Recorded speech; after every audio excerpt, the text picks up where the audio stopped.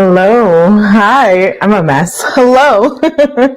Hello. Happy Thursday. Am I a mess? Sorry, I'm late. Am I late? No, I'm not late. I'm on time. Not me. I can't get it together. What is up, everyone? Hello. Let's see. Who do we have here? Let me put on my glasses right. Okay, there we go. Not Nightbot.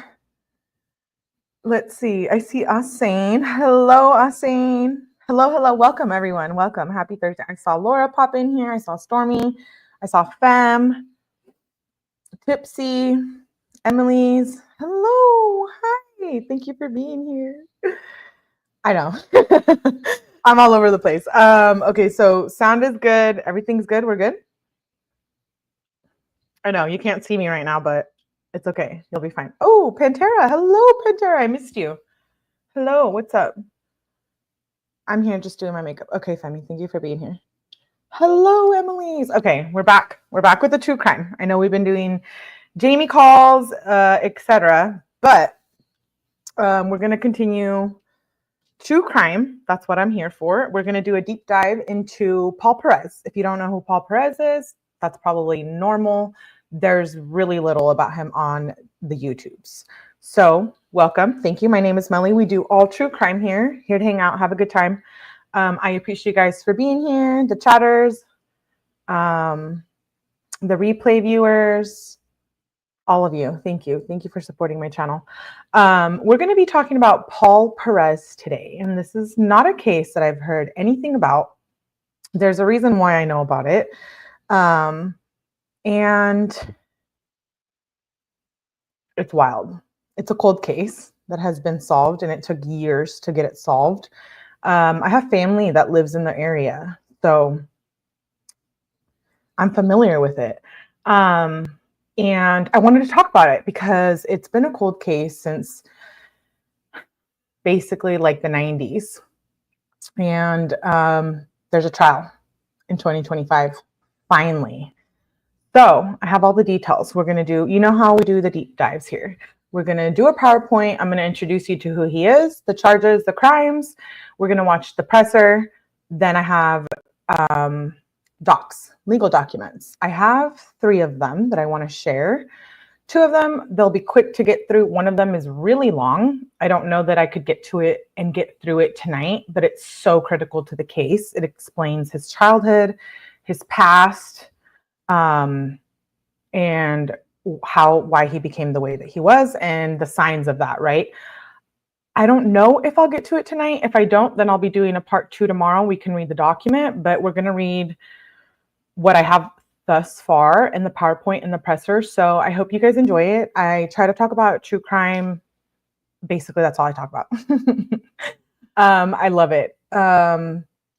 So these types of cases don't really get you in the YouTube algorithm, you know, and it's like sort of messed up because it's like they're good cases and they deserve awareness and attention, but that's just not how YouTube thinks about it. So like sometimes I talk about really interesting cases and I don't feel like they get pushed out into the algorithm, you know, and I think these are important cases, especially this one. It's going to trial in August of this year in 2025. So I'm sure we'll probably see it on court TV. I know a bunch of them have contacted, you know, the legal departments to get access as well. So I know that, yes, it will be covered probably on the YouTubes.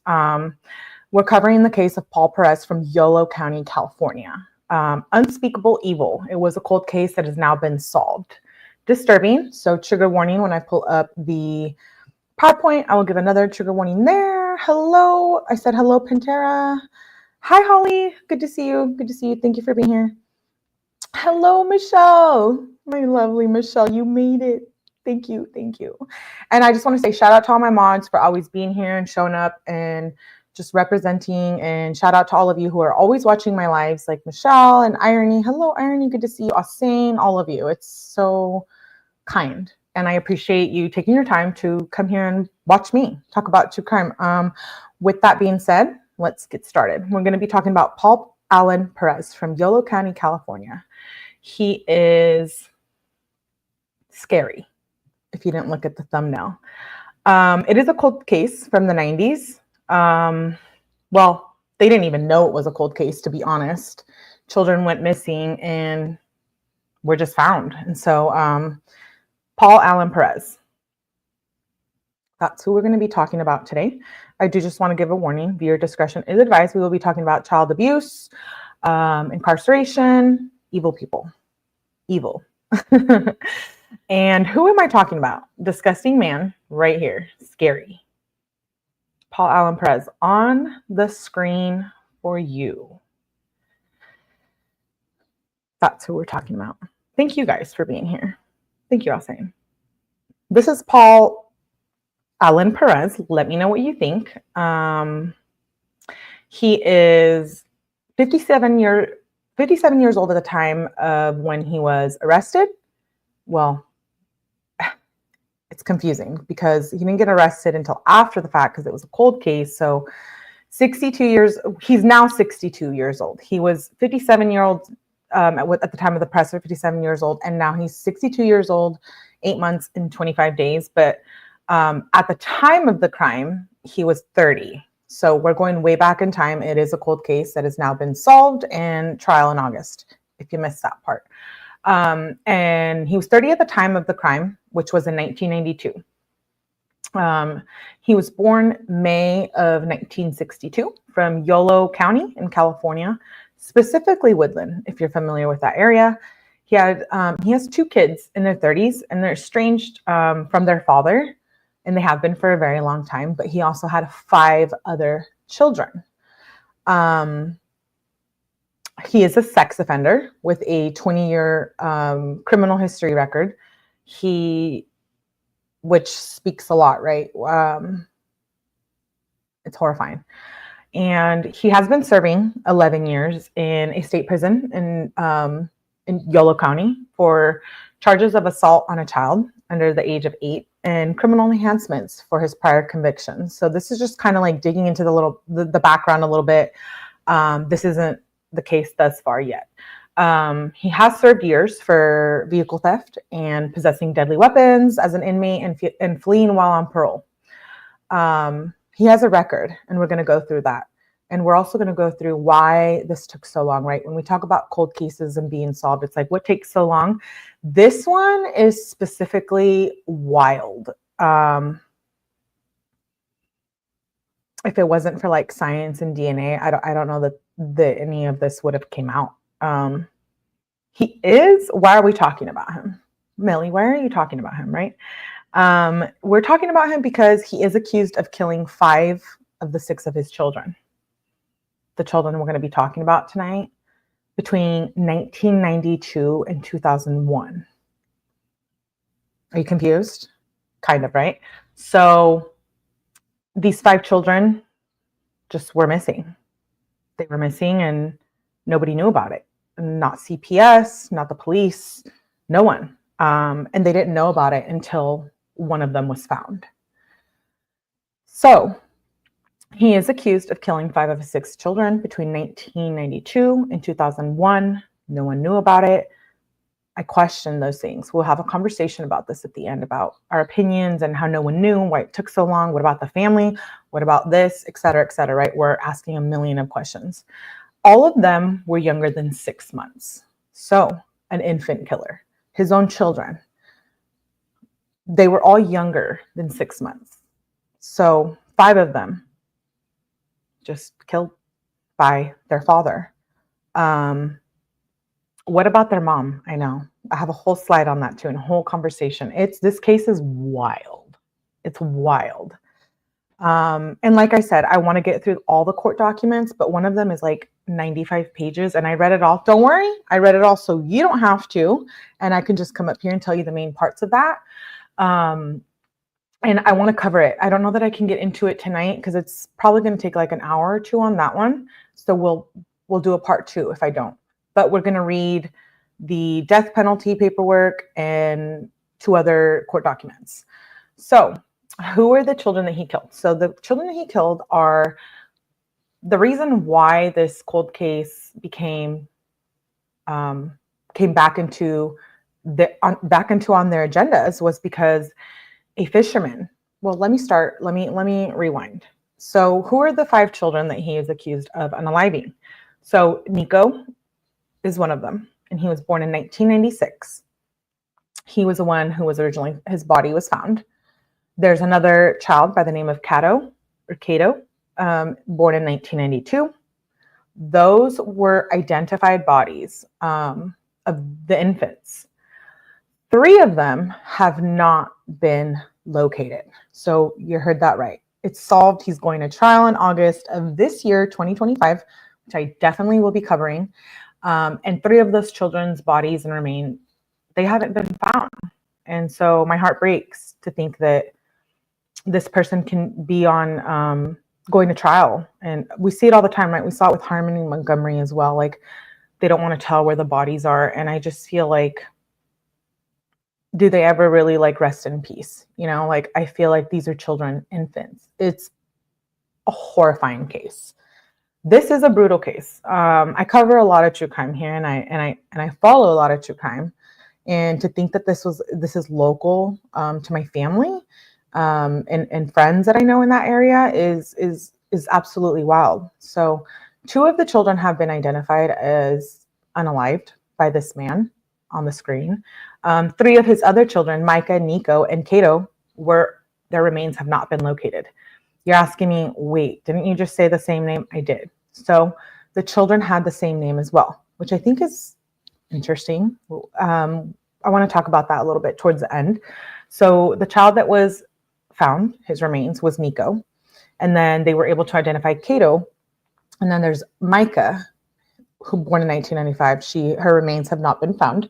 And then you have another Nikko, born in 1997. His remains also haven't been found. And then you have another Kato, born in 2001, and his remains haven't been found. So out of the 5 children, only 2 have been identified and their remains have been found.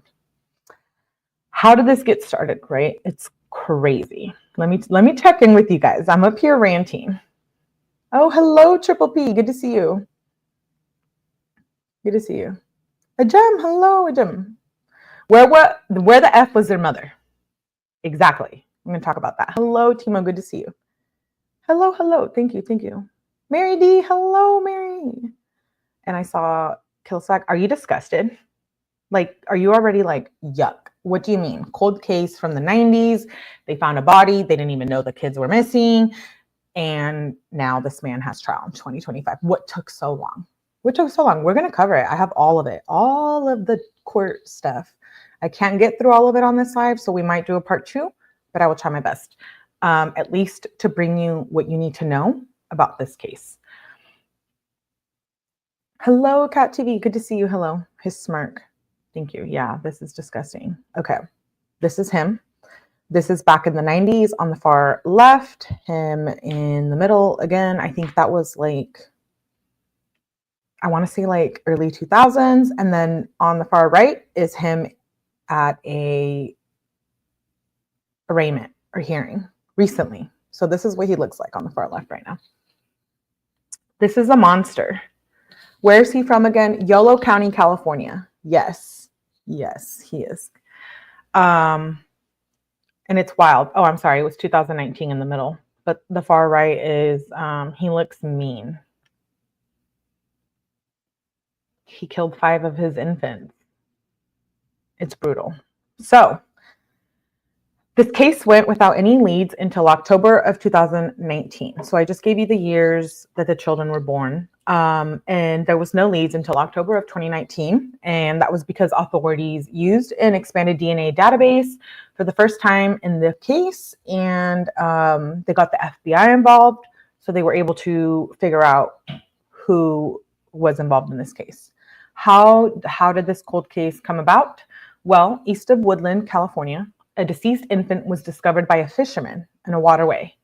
The fisherman said that he shot an arrow into the murky water and it struck a box buried under the mud. When he hauled it out of the water, he said that he found stones and pieces of metal used to weigh the baby's body down. So the fisherman found an infant that has been sitting there for years and years and years. Years and years and years and years and years, and no one knew he was missing. And if someone knew that he was missing, that's a whole nother story, right? So he hauled it out of the water and he found, you know, like I said, stones and pieces to weigh it down. The body was badly decomposed and it was the remains of a 3-month-old boy. And that's who I mentioned just a minute ago, Nikko Lee Perez, born in November of 1996 in Fresno, California. Born in 1996, but his body wasn't discovered until 2007. And then he was identified in October of 2019. It took them that long to identify because the body was so badly decomposed. And DNA has only progressed as time goes by, right? DNA is not what it used to be. And so he wasn't identified until October of 2019. He was wrapped in a 𝗬𝗎 blanket in a layer of plastic inside of a metal cooler, which, like I said, had been weighed down with metal objects before it was submerged in an irrigation slough near, like I said, Woodland, California, about 80 miles northeast of like San Francisco. The autopsy revealed that the infant died of blunt force trauma. A 3-month-old boy sitting at the bottom of the river just for years and years and years. What about the family? What about the mom? Like, did anyone notice the infant was missing? There's a lot to the case. They moved around a lot. He moved around a lot in general, all around California, from Woodland to Fresno to Sacramento to etc. And I think that helped in disturbing the case, right? When I first started researching this case, I thought, okay, maybe, who knows? Like, it's a cold case, right? They're saying he did it. They found DNA, the kids, they were able to track all of it, but how do you know that he unalived all of them, right? But one of the documents from the court that I personally got from the district attorney, it lays out a foundation of his past. And that's a document that I don't know that I'll get to tonight. We might have to do a part 2 tomorrow. But at least if you come back tomorrow, you know what I'm talking about. You know the case, you're familiar with it. And when Court TV plays it in August of this year, you're gonna be like, Melly talked about it. There's not a lot about this on YouTube. I already did my research. You can only find, I think, like maybe 2 or 3 videos on it. So I'm proud to say that I'm probably the first person on here to talk about it, like a random person to talk about it. And I hope that you enjoy it, enjoy the case, enjoy the deep dive. I put a lot of time into this. And, you know, there was a child found in a slough under the water for years and years and years. And he unalived all of his other children as well. So he was wrapped in a 𝗬𝗎 blanket about 80 miles northeast of San Francisco. The autopsy reveals that the infant died of blunt force trauma. He had a fractured skull, and before death, he had sustained rib and other fractures that had started to heal by the time he was killed. So this man has been torturing a 3-month-old child, his infant, his own blood, and then throws them in the river in slow for people to find and just live down. He probably didn't think people would find him. And how do you do that to 5 children? Is that a mental health issue? We talk about it here. We very much welcome mental health here on my channel. We talk about it all the time. I talk about it all the time. And we don't bully and we don't dox. We don't do any of that shit here. And so I feel like when it comes to mental health and like, it's like we talk about nurture versus nature all the time, right? In the true crime world as well. And to me, this is demonic. I don't think he has mental health. Maybe he does have mental health issues, but 5 children. And like I said, when you get into the documents and read about his past, it's almost like I can see it. I can understand it in a weird sense. But he did unalive 5 of his children. And I gave you their names at the beginning. And hello, Emery, good to see you. This is what the DA put out at the presser, which we're going to hear about in just a second. These are the victims. So we have Kato, born in 1992. We have 𝗵𝗂𝗃𝗲, born in 1995. Unidentified. Her remains have not been found. Nikko, another Nikko, born in 1996. His remains haven't been found.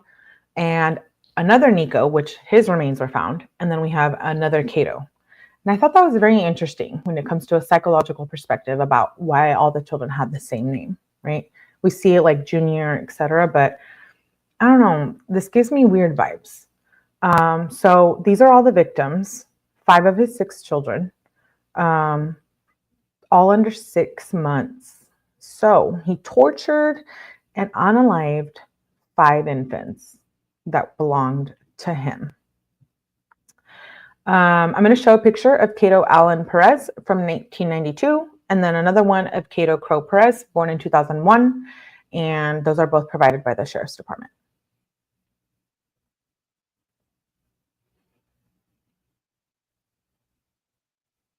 Oh, and let me catch up on the comments. I appreciate you guys. What are the chances?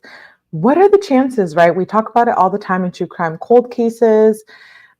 This is wild too. I have family in that area, surrounding areas, etc. So to be familiar with a lot of this information is a little wild, which is why I'm going to cover it fully. And trial starts, I believe it's August 25th, 2025. We'll get to that date at the end. If it's not the 25th, we'll see the date. Don't come for me. I have the dates on another slide. But these are 2 of the children that were able to be identified because Nikko, when the fisherman found his body buried in the slough at 3 months old, 13 years later, etc. Was it 13 years later? Somewhat close. These are the babies on the screen, infants. I'm so sad. This makes me so sad, but so angry, because I know a ton of you are wondering, like, what about the family? Where is the mom? Oh, pause. Just wait. I promise I will give you that information. So these are the babies that were identified because of the DNA database, thanks to Nikko being found by fishermen. I'm going to play the presser. I think it's important. It was a couple years ago, the presser. But this case is fresh, baby. We're going to trial. August, they just had a hearing on the 31st, which was, what is it, the 6th today? So very recently. And I have a feeling that this case will be on court TV because I was able to see through the legal documents, people requesting to have access to his hearings and such, because none of it has been public. It was all sealed. To be honest, I looked into this case a few months ago and I was denied. I was denied all access to any documents because it was still pending. And I recently got them all. And I was like, yay, that means something's happening, right? There's movement in the case, and yeah, it's going to trial. It's going to trial. Yeah, he's saying he didn't kill all 5 of his children. So let's hear the presser. I appreciate you for being here. Hello, Britt Nicole. Oh my gosh, he's disturbed. I know. Where's he from again? Oh, I already answered that. I saw Pantera. Thank you, Pantera, for all your hard work. I appreciate you, Pantera. Thank you for being such a great friend of my channel and me personally. I appreciate you. And thank you. Thank you for being here. All of you watching my content. I know it's like I said, you don't get pushed into the algorithm when you talk about cases that no one's talking about. But I feel like I don't really care. I'm here to talk about true crime and report true crime, and I'm just about true crime. So I hope you guys can see that, and I appreciate you for being here. Hello, Emery. Did I say hello? Why would they use the name? Mom means the mom knew the first Kato was gone. Right. I said this in the last slide. I put like little bullet points. I'm like little bullet points to talk to everyone about. And that was one of them. I'm like, why do they have the same names? And in one of the documents, the one that I want to read tonight, that's really long, which I probably won't get to tonight, but we'll read a few of the others and we'll do a part 2 tomorrow. That explains his childhood. And for me, that was a big red flag. Like there was a lot of abuse, SA, all across the board. Does it make it right? No, absolutely not. This man deserves the DP, in my opinion, and it was on the table here on the case. We're going to cover that in a little bit, and it was removed, and I'm horrified, but it's California. We'll get into it in a minute. Let me play the presser so you get a little background other than me just talking about it. You're going to hear from the DA and about the case. It's about like 15 minutes long or so. So I hope that I know that it will give you a lot of the information that you're probably wondering about. But then again, I like to read docs. I know some people think I'm boring because I'm not up here being drama. Baby, I can give you that if you want it. But tonight is just true crime. So I like to separate both of them. And I feel like covering the facts is important. And so I always try to get legal documents for y'all and for myself. Okay, enough of me rambling. Let's play the presser. Thank you for being here. Again, I appreciate you. Make sure you hit that like button. Put your goal in the algorithm because I ain't talking about everything else everyone else is talking about. Girl, it's hard. It's hot out here for them. Why would they? Yeah, I already read that. There's plenty of drama on YouTube. Thank you, fam. Thank you. You're right. All right, let me play this presenter. This is very, very interesting. Like I said, this case is a cold case from the 90s. Nobody knew the babies were missing except mom. In my opinion, allegedly, the mom. Whatever. We'll get to her in a second. Let's hear this. And thank our law enforcement partners. Providing valuable assistance was the Yolo County District Attorney's Office, the California Department of Justice, I love you. Thank you. the Woodland Police Department, the West Sacramento. That means a lot to me. The Sacramento County Sheriff's Office, California Department Hi, of Scott. Corrections and Rehabilitation, the California Department of Public Health, and the Hey, Grace. Good to see you. Good to see you, Scott. By Yolo County Aww. 𝗟𝗶𝗸𝗲. I'm going to cry about all the babies. You know, and I just want to pause, Millie, while you're interrupting, because I'm going to interrupt. I do want to say, you know, my heart goes out to, and I'm not here to be a bully. The mom maybe knew, maybe she didn't know, whatever, right? But I think there's a lot to it, right? And as much as I think she knew, I think that she also probably is dealing with a lot, and I can empathize with that and recognize that. And so my heart goes out to the family and families involved with all of these babies, and it's going to go to trial, and he has 2 other stepchildren, and so they're going to be witnesses, you know. And so like my heart just goes out for all of this, and I just want to say that, and I appreciate you guys too for being here. Can we hug? Thank you, Adam. I love you. I appreciate you, all of you supporting my channel. Thank you. Ed Madrano with the California Department of Justice, Assistant Special Agent in Charge John Snow with the FBI, and Special Agent in Charge Christopher Perez with the California Department of Corrections and Rehabilitation. This case began on March 29, 2007, with the discovery of a body of an infant in a body of water not far from where we stand today. A fisherman happened upon a sealed container in a waterway east of the city of Woodland. Until recently, no information was discovered to further an investigation. As you can imagine, having an unsolved death of a child in our files has haunted my agency for years. But what began as a single unsolved homicide. Wait, is it off, like the voice and stuff and the talking? Or is it just me? Am I seeing things? Let me fix it. If it's not, I don't want you guys.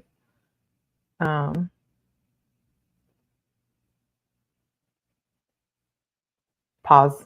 Don't come for me. All right? Okay. Oh, thank you, Mary D. I appreciate you so much. Thank you for the super chats and all the support. I love you guys. Thank you, thank you, thank you. Imagine having an unsolved death of a child in our files. Thank you for the super sticker. You're so great. Put your headbuds in. What began as a single Sorry, unsolved this is what I have. has become something much more. We know now that the name of the infant located in 2007 is Nikko Lee Perez. He was born in Fresno on November 8, 1996. Nikko was identified by DNA comparison in October of 2019, and his identification is the result of extraordinary work.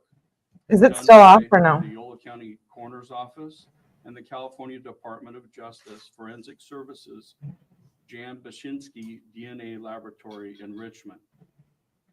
Sadly, during this investigation, we learned that Nikko was not an only child. We also tragically learned that suffered his. Oh, sorry. That's not me, I promise.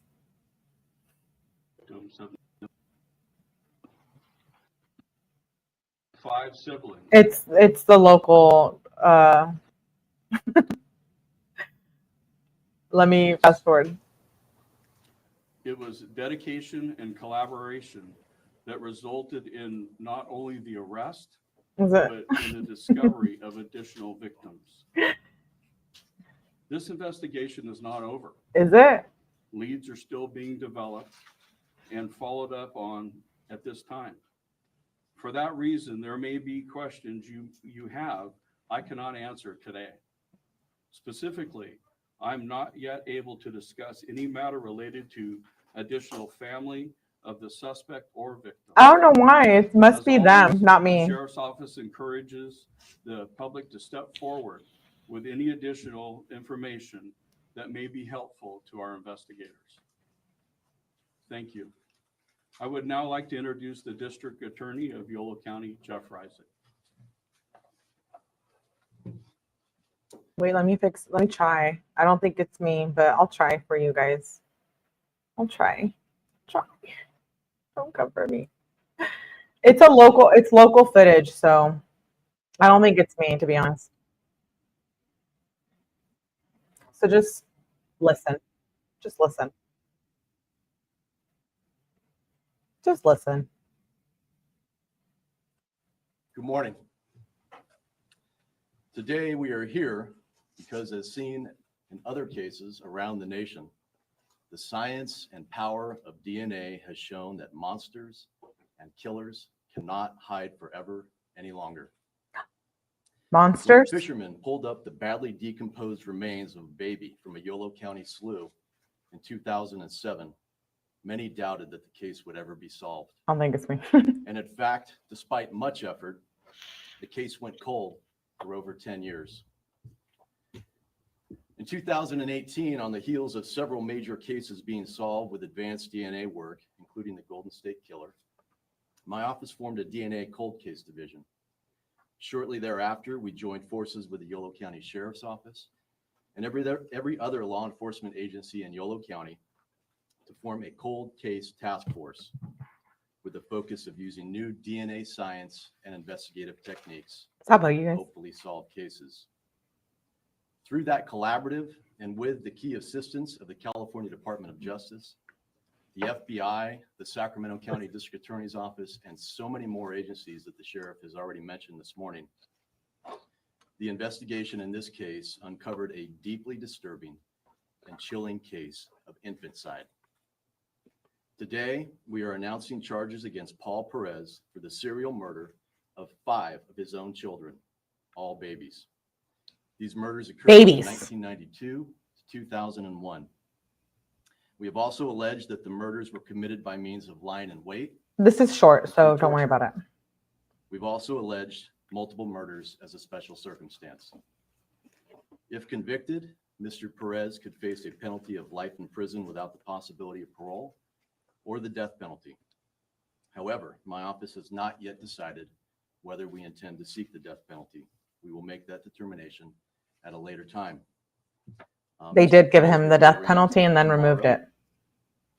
time is 1:30 in Department 1. I vote DP. I did too. 5 children. Finally, as the sheriff mentioned, we believe that there may be additional witnesses in this state who might remember Paul Perez or his children. And if they're out there, one of our hopes from this press conference and the media is that it will jog somebody's memory and that they will come forward and contact investigators and tell us what they know. I know. With that, I'd I like know. to introduce the Chief of the California Department of Justice, Ed Medrano. We'll cover that in a second. Thank you. Good morning. No, Thank he you for doesn't. joining us today. My name is Edward Medrano, and I'm the Chief of the Division of Law Enforcement at the California Department of Justice. I'm here today on behalf of Attorney General 𝗟𝗶𝗸𝗲. The death penalty was made I'd for like to people start like by him. Thanking our partners. It's important to reiterate the partnership with Sheriff Tom Lopez and the Oh, Yolo here we County go. Sheriff's Sorry Department, for the Zoom. District Attorney Jeff Reisig in the Yolo County District Attorney's Office, the Woodland Police Department, the West Sacramento Police Department, the Sacramento County Sheriff's Department, the California Department of Corrections and Rehabilitation, the FBI, and the Division of Law Enforcement's Bureau of Forensic Services. With me today is the Director of the Bureau of Forensic Services, Mr. Barry Miller. Today's announcement is the result of a strong partnership, investigative tenacity, and the use of cutting-edge scientific methods. Cold cases require a unique level of commitment and dedication. Our partners have demonstrated relentless pursuit of justice in this case. The allegations we are discussing today are both senseless, evil, and heartbreaking. There's absolutely no place in society for these kinds of horrendous crimes against our children. At the I California agree. Department of Justice, it's our duty to help protect the safety of all Californians and put dangerous criminals behind bars. We are committed to offer our people, our resources, and our technical skill to provide investigative assistance to our partners across this state. We will use every tool in our arsenal to develop new leads and to deliver justice to the victims.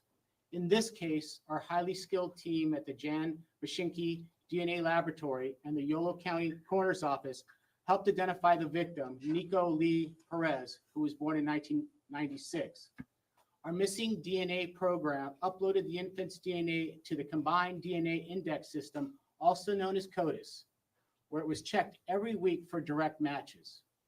When those searches failed to yield results, we expanded our search to look for kinship-based matches.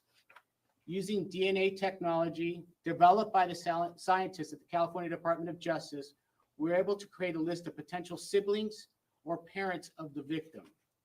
That approach helped us to identify the probable father of the infant in this case. The investigative team working with this information was able to take this lead and identify the father, Paul Perez, as a suspect. The scientists and staff at the Bureau of Forensic Services worked tirelessly to bring Yes, Laura, you caught on to that. Yes.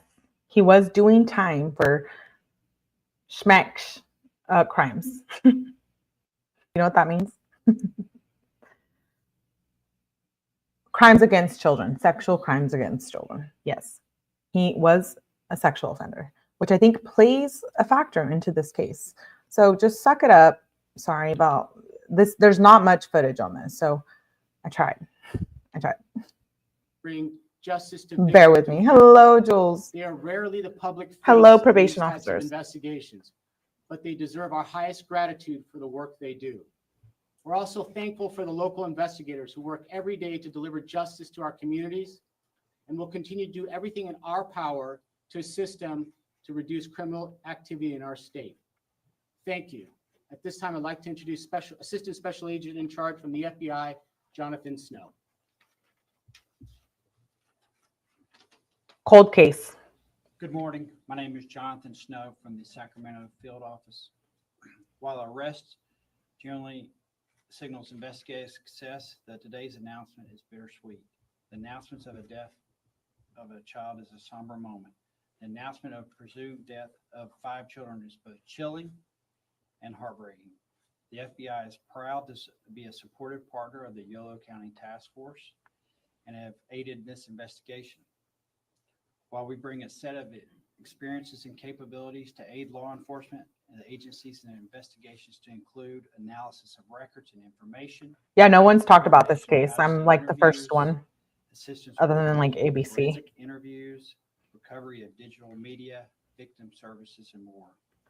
Our role is supportive of this investigation and complementary to the capabilities and resources of these agencies provided. Our personnel has worked closely with the Yolo County Sheriff's Office, Yolo County District Attorney's Office, and the agencies to facilitate this investigation to ensure that children will receive justice. We will continue to offer investigators and investigations the support when it's needed. Thank you. Thank you. Like I commented earlier, this investigation is ongoing. And so there are many questions that I'm sure that you all have that We do. can't answer today. However, I will I'm answer open some of to them. questions, if Well- you have any. Sheriff, can you tell us how the children died? I cannot answer that at this time. Was it all the same technique? I cannot answer that. Was it a direct line using existing DNA evidence because of the record of the father that linked, or did you go through a service, an intermediary service like online to do that? It's up to you. You prefer not to answer. But Melly, I will answer them, baby. Sorry, could you repeat that? Sure. Yeah, was it a direct link from DNA collected as a result of the father's criminal record and DNA collected that way, or did you have to go through another process like a website or genetic connection? There were no genetic genealogy processes used in this case, like you may have heard with the Golden State Killer, but the rest of it, the sheriff and the DA would probably be best to answer. Is there any way you can elaborate on how long this process took, considering this incident happened in 2007, we were able to identify the infant in 2019, just the length of time it took to be able to identify the infants to lead you guys to be able to make an arrest? Again, there were several attempts running the DNA through the system with negative results. It's been ongoing for several years. And it wasn't until recently that that hit was made in October of 2019. Do you have a motive yet for why these killings happened? No, we do not. Where's the money? I've already indicated I can't answer any questions about other family members in this case. Can you tell us if it's the same mother for all the victims? I cannot answer that. Yes. So for those of you I'm sorry, I had to get my drink. For those of you who just got here, this is who we're talking about. It's a cold case dating back to the 90s. Babies were missing. Nobody knew. And a fisherman found the body of an infant in a slough in California, Yolo County, to be exact. So when they found that baby, they put him through CODIS, DNA, things were different back then. And then they were able to discover that 5 of the children were missing and they were all unalived by him. This is a man right here. I just wanted you guys to see for those of you who are late. Yeah, it was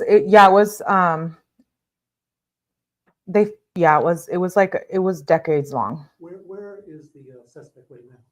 He's currently in our jail here on this campus. Can you give more background on what he was doing time for when you made the arrest?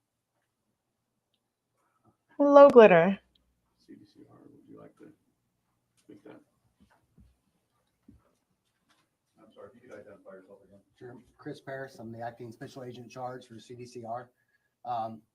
Any further details about the subject, it can be reached at our press external office. That's going to be at OPEC at cdcr.ca. So baby Nikko was discovered on March 29, 2007, and he wasn't identified till 2018. That's O is in Ocean, P is in Paul, E is in Edward, C is in Charles at cdcr.ca.gov.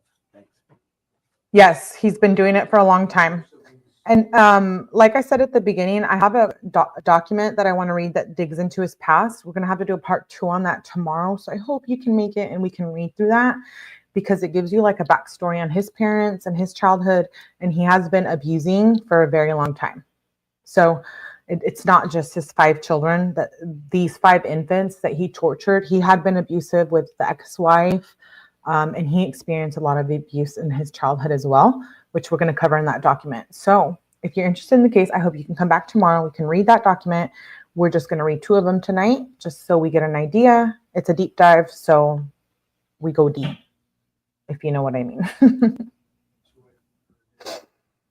Deep, baby. Our investigation has provided information to substantiate that. Is he providing any cooperation, any statements, anything like that? I have no comment on that at this time. Is it possible there are other children out there that he's fathered that you may be also concerned about?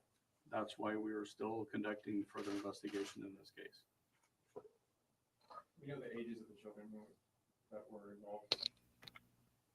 We do, because I gave them to you at the beginning of the live. Lives were ended prior to being 6 months old. And was there any suspicions at the time, like these individuals, the other children disappeared, were they reported missing, anything like that? You don't go into? Not at this time. Are there any other children, surviving children now? There is answered 2. the question about 2. family already. Okay, so this press conference was like a few years ago when the baby was discovered, etc. So fast forward to now, 2025, he has 2 children who will speak, I believe, at the trial in August. And we will definitely hear from him and the mom too. I'm not done yet. We're just watching the presser right now, but then I'll go into those details. Not elaborate on that at this time. What did Merced and Fresno say? I mean, I'm guessing somebody asked, did anybody check on the children? Is there any kind of, how do we have 5 Did anybody check on the children? killed by the father? I cannot answer that at this time. Other than a murder with special circumstances, what other charges are you looking at? So there is, do we have copies of the complaint for the media? Okay. We'll make the complaint available to everybody. It was sealed. Press conference, but we're looking at. I got 5 it. counts I got of it. premeditated Me. murder. Little old me, I got it. Has an attached special circumstance for lying in wait and torture. And then there's also a special circumstance for multiple murders. And it's the special circumstances that make this a death penalty eligible case. And then in addition, there's several other counts related to assault on a child under the age of 8 with force likely to produce great bodily injury resulting in death. They're same victims. Yuck. Just different charges. Yuck. And there's some enhancements related to. Yuck. I do not support nor crimes against children. I get very pissy about that stuff. So, trigger warning. I have nothing nice to say about this. Nothing. I'm disgusted. I'm horrified. Horrified. Thank you, Ajim. Yes, it's not on YouTube. You can go on YouTube and search it in your little search bar. You're going to get like 3 lives on it. So I would say, yes, I'm one of the first people on YouTube to report on this. His priors. Thank you, Ajim. Define torture as it pertains to this case. No, not at this time. So there were descriptions from the time, apparently, of prior pre-death injuries to the recovered remains. Anybody who's talked about that, that's probably been out there for years, but somebody described. I would never cover a crime like this if I didn't have legal documents. You can at least come to my channel and know that.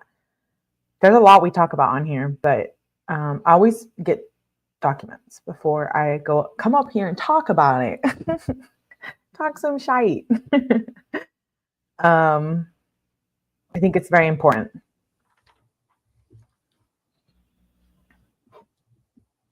Basically, it's still under investigation. The autopsy report. I love was conducted documents. back That's how I started my channel, is pretty much. Available, and is online for those that would like to read that. On your Sheriff Warner's website? Yes.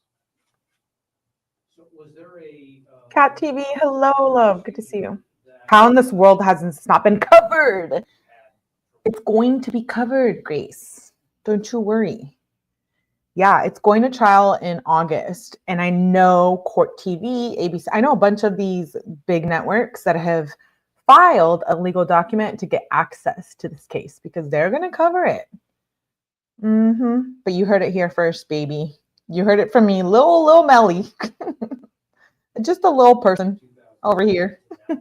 What caused it to be able to be linked to now?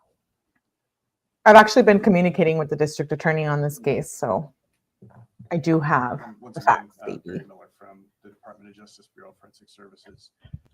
As with any DNA technology, we keep on increasing our ability with searches. And so as far as new technology, it was something that the department has been using for quite some time. And we were able to, once again, do this search with better results this time.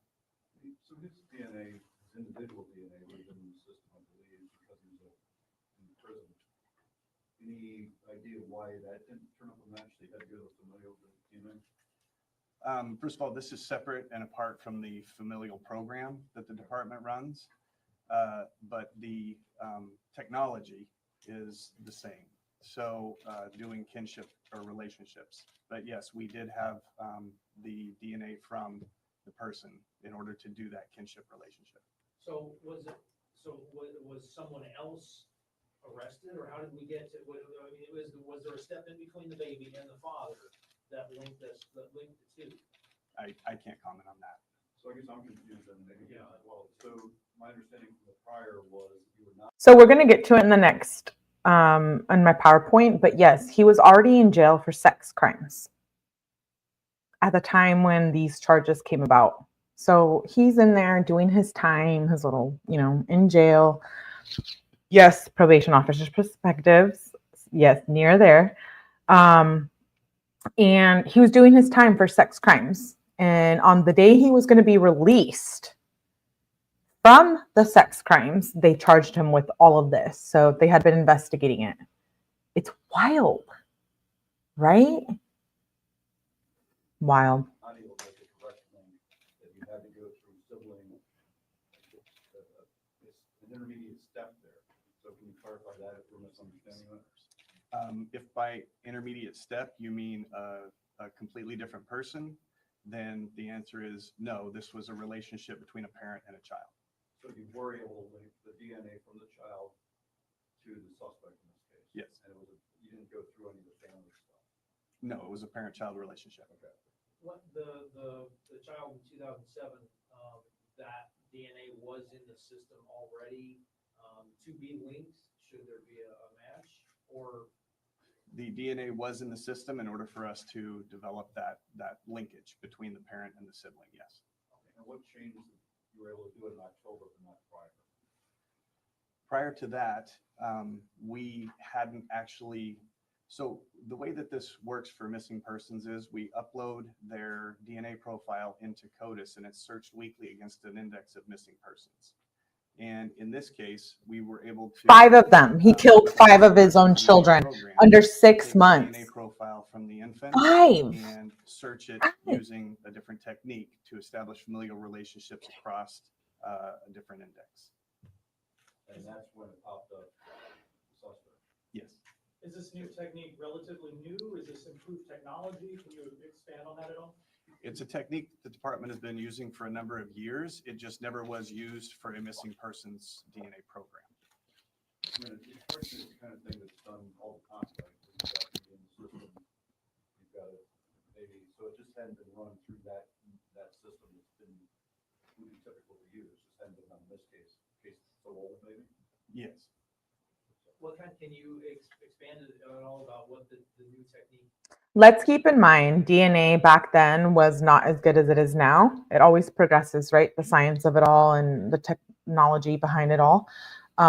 So for a long time, baby Nikko was in the water for like years, for like 10 years. So his body was badly decomposed. For him to get through the CODIS system, it took them a long time. He was weighted down in a slough by this man, and 5 babies under 6 months were unalived by this monster, allegedly, until August. I guess he's innocent until proven guilty, but I'm sorry, in my eyes, that's a demon. A demon walking amongst It's the same society. technique as far as analyzing the DNA. CODIS has a very limited number of DNA markers that we utilize in order to do these types of searches. It's not like genetic genealogy where they use much more expanded DNA analysis. Yes, Glitter. So It's amazing. the tool that the department used, we've been using for a number of years, but CODIS also has separate indexes that contain different DNA profiles such as missing persons and unidentified persons. In this case, using that tool, we were able to identify that parent-child relationship in another index. So were you able to identify like some of the markers, and then that led you to be able to go further with a further investigation? It's a matter of statistically looking at the parent-child relationship based on shared DNA. And why did you do that in this case? Why did we look at this case individually and try that approach? It was something that the team in Richmond had talked about and discussed, and we went ahead and took a look at this potential for looking at whether or not this infant could. Oh, we'll get to the mother. We'll get to the mother. And that's why I'm saying is this is a deep dive. If you're not familiar with my channel, when we do a deep dive, it usually goes into like 1 or 2 parts. So once we read the document about his childhood and about the ex-wives and all of that, you'll get a little background story, right? And it's so important to consider all of those factors when we talk about true crime up here, at least getting them from a legal perspective. To be identified through a parent-child relationship. How many other I'm not just up here talking my basic talk. From This is real. It's real. It's horrifying. He's guilty. Guilty this is AF. the first time we've done that. Guilty AF. Is that all the same mothers? I will get to that shortly. The same exact name, born a year apart, identified as victims here. Is that unusual, number one, and is that a red flag potentially for law enforcement? Yes, it is unusual. There's actually, there's more than, there's the first Kato, and then there's a Nikko and another Nikko, and then another Kato with a different middle name. We talk about that. I want to And get your so opinions that on the did names too. raise suspicion on our part once we found out the names of these children.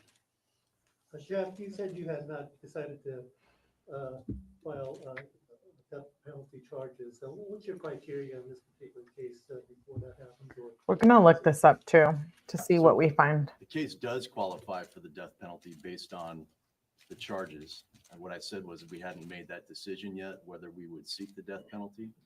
And that's a process that can take months for us. We have to do a detailed investigation into the background of the suspect and the circumstances of the offense. It's all outlined in the penal code. And we'll make that determination sometime this year. And On YouTube, you can only find 3 videos on this case, and they're all news channels except for one, and one's like 5 minutes. So I guess I could say I'm the first one talking about this case. announce it. But for right now, it's just too early for us to make Mhm. that decision. We don't have enough information. Mm-hmm.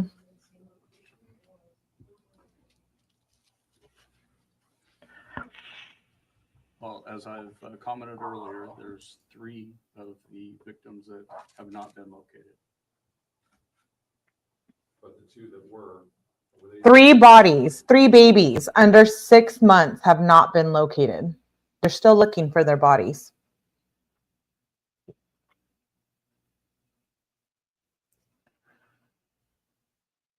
How could you torture someone at 3 months? And then we see the sex crimes he was involved in. Do they have a correlation? Yes, absolutely. The sex crimes, the abusive crimes against his ex-wives, which we will read in the court document. I'm not just up here talking about these people. We're going to read it in the court document.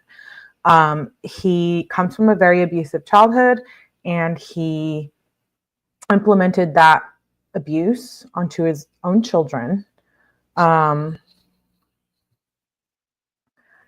I have something special coming up, hopefully, and I hope we can hear more answers, specifically why he wanted to unalive these children, but that's a monster. Thank you, 𝗟𝗶𝗸𝗲. Thank you.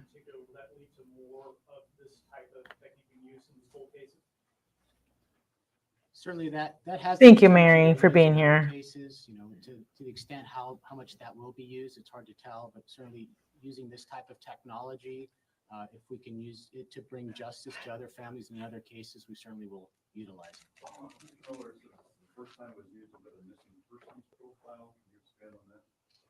Well, there's going to be a lot of technical questions regarding DNA. We have some subject matter experts on DNA for these really technical questions. It is a very complex system. It's very different. As one of the questions was asked about whether or not the sample DNA that was used was from the father already in custody. It was a sample that was used there. It was not used from any of the other commercial sites or anything like that. It was a sample that we had as a result of the arrest of the individual.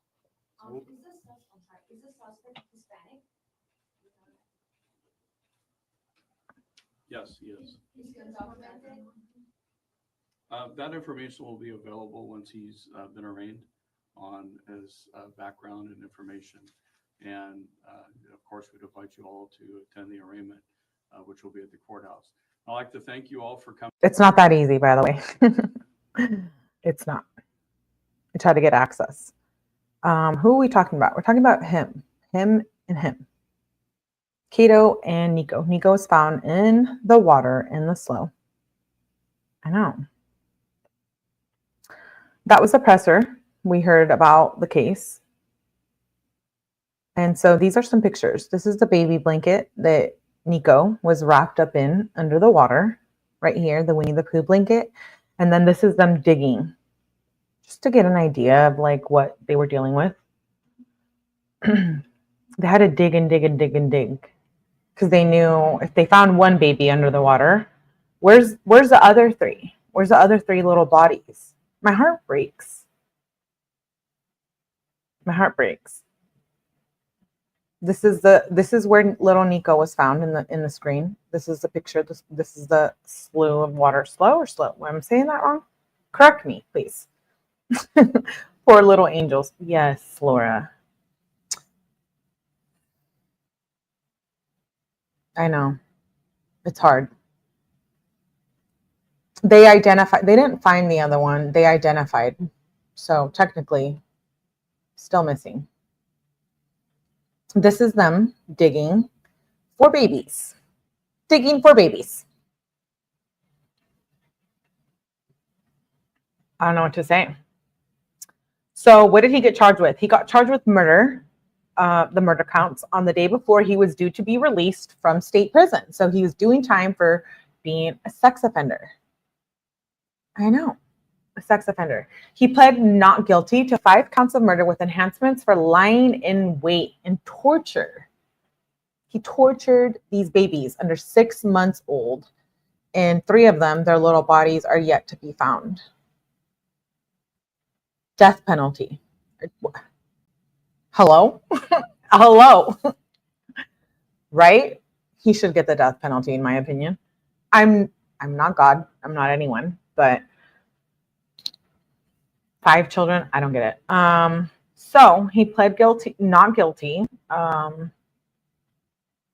enhancements for lying in wait and torture for 4 counts of assault and children under 8 with force likely to produce great bodily injury resulting in death, as well as a number of case enhancements. He was arrested on January 21st, 2020. He was charged the 22nd, the next day.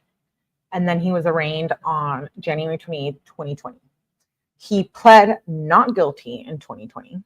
And he was eligible for the death penalty, but later it became inapplicable thanks to Gavin Newsom in 2019. Here we have the death penalty document. I screenshotted it. Basically, it states, the people of the state of California hereby give notice that we will not seek the death penalty in the entitled case. That was filed June 1st, 2021. And then let's look at the charges. Let's get a little like backstory right here on the screen. So we have back to dating 1992, murder, enhancement, torture, assault for all of the children. These are all the charges right here. You're seeing it on the screen. Thought it was important to cover that. 1992, habitual crimes, prior convictions, multiple murders, special circumstance, assault, murder involving torture. And I wanted to show you guys the docket. It's really long, so I can't show you all of it. But it starts at, let's see, from January 21st of 2020 to now, January 30th of 2025. So it took 5 years while they were in court fighting complaints, hearings, not guilty pleas, status conferences, challenges filed by defense, preliminary examinations, mental health hearings, motion for protective orders. They initially, filed protective orders against the wife, the mom, etc. There's all of this stuff. I just want you guys to get an idea of like why it took so long, right? From 2020 to 2025. So motion granted, preliminary hearings that lasted 3 days. He pled not guilty, no bail. Challenges honored by the DA. There was a few judges that got switched out. There was a lot through this, right? In 2022, trial setting conference, readiness conference. Later in November of 2023, a motion is granted from Zoom, from YouTube, live streaming during the hearing due to the sensitive nature. So on November 8th of 2023, there was a motion granted for us YouTubers. It was too sensitive in nature to grant. So documents and footage was sealed. May 8th of 2024, party's motion continued, trial readiness conference.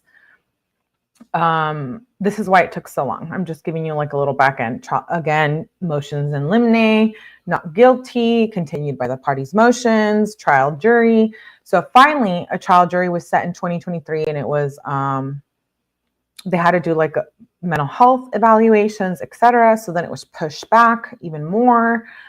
You get it, right? Like back and forth, that type stuff. It's brutal. It's brutal. So where was the mother? Thank you, Laura. Thank you. I appreciate that. Hello, not that chicken nugget. You know what? No detention tonight. Where was the mother? So she was a mother to at least 4 of the babies. Yeah. Her name is Yolanda. She underwent multiple interviews with detectives, and she confessed to witnessing the infant's abuse and disappearances, but she never reported it because she was scared. Her and another child of Paul's, they never spoke up until recently. And if they hadn't spoke up, who knows if they would have been involved, and if that man didn't find that body, et cetera, right? She was later charged with 4 counts of murder and child endangerment, and that's basically pending right now. As of today, they're waiting, I think, for the trial to be completed to charge her. She pled guilty in September of 2022 to child endangerment charges, etc. I want to read a document. Let me share. Here we go. Let me go into the docs.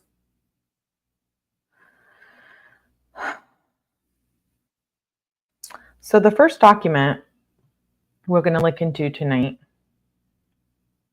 Hold on, let me pull it up on my end. Filed on September 29th, 2022. And it states, basically, these are the attachments that they filed about the wife. the mother. On September 29th of 2022, there was an attachments for opposition to conceal documents and not conceal documents. So we're going to read through what Yolanda, the mother of the 4 children, experienced. Here we go. This is from March 26th of 2021. I think it's important to just get like a little backstory. We're going to look into this more when we read the document tomorrow night. So it's dated March 26, 2021. And it says, her husband, this is Yolanda, is the mother of 4 of the babies. And it says, for, etc. The crowbar incident marked the last straw. So this is an experience that the mother had with Paul Allen Perez. And it states her husband, Paul Allen Perez, had come home drunk again. And once again, he was mean and violent. She described him as being evil when he drank alcohol. An investigator for the Yolo County District Attorney regarding his interview with Perez's former spouse. While Perez typically directed his wrath at his wife, this time he went after one of the 3 children, slamming the crowbar. And that was the final straw for her. She could not, while she could handle Perez's mistreatment of her, she wasn't going to let him, get away with this. So she took the children and left. Paul Perez went on to remarry and have 6 more children. 5, I'm sorry, this was the first wife. 6 more children, 5 of them who are believed to, be unalived. In January 2020, Yolo prosecutors announced the filing of 5 murder charges against Perez in connection with these murders. While they were all less than 6 months old, only 2 babies' remains have been found.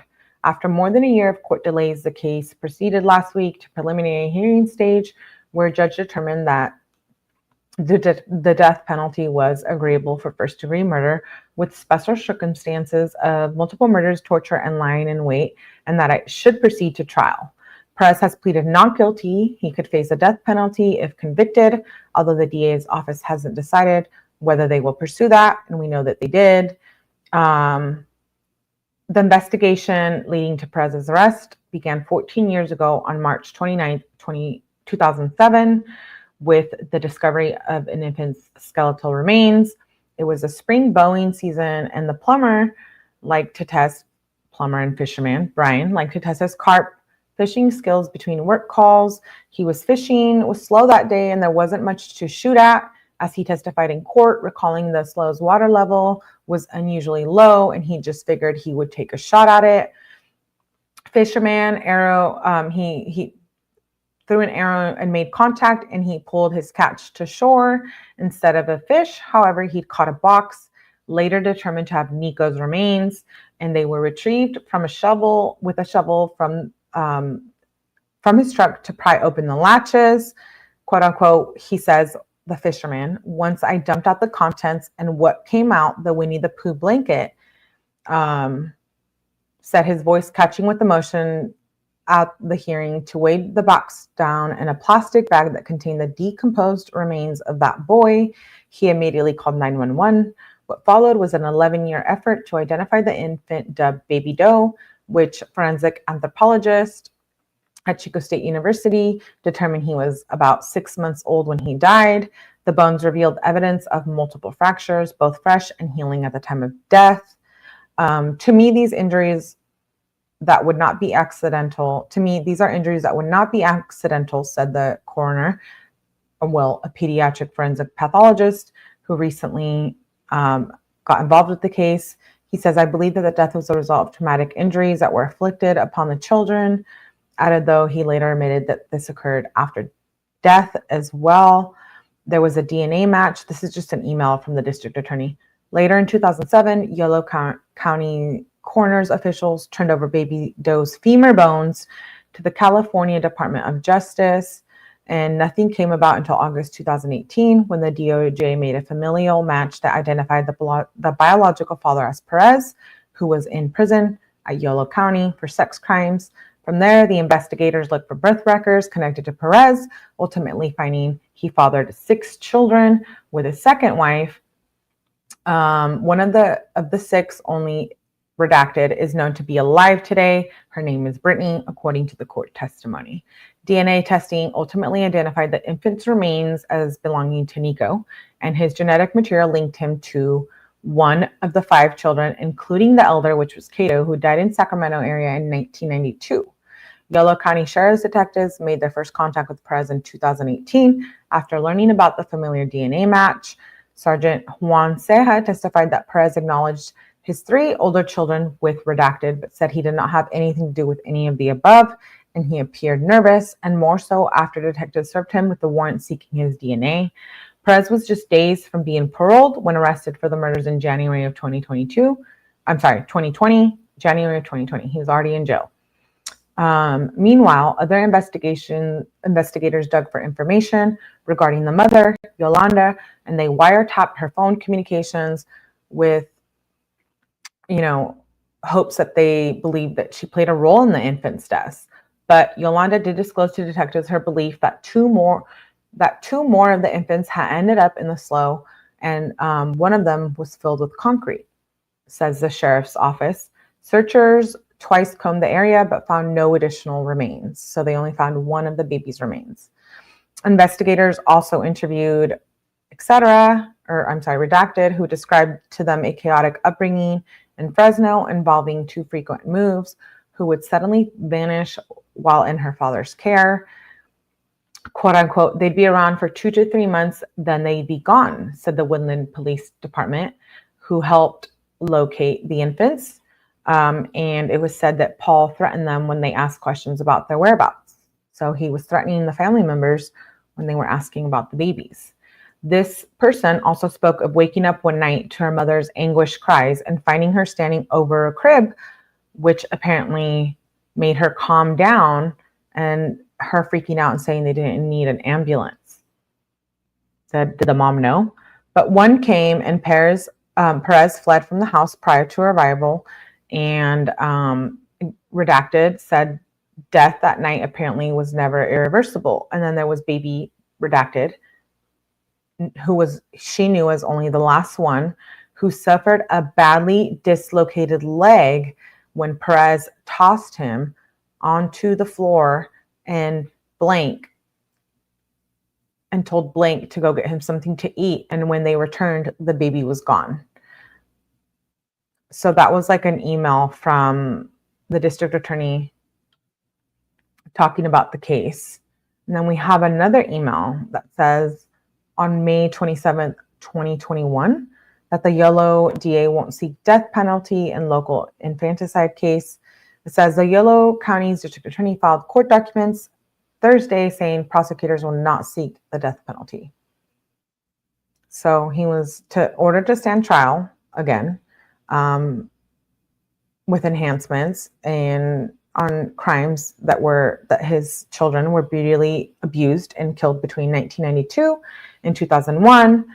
And he, at this time of the email, he was facing life in prison without the possibility of parole. He did get the death penalty. It was removed thanks to Gavin Newsom in 2019.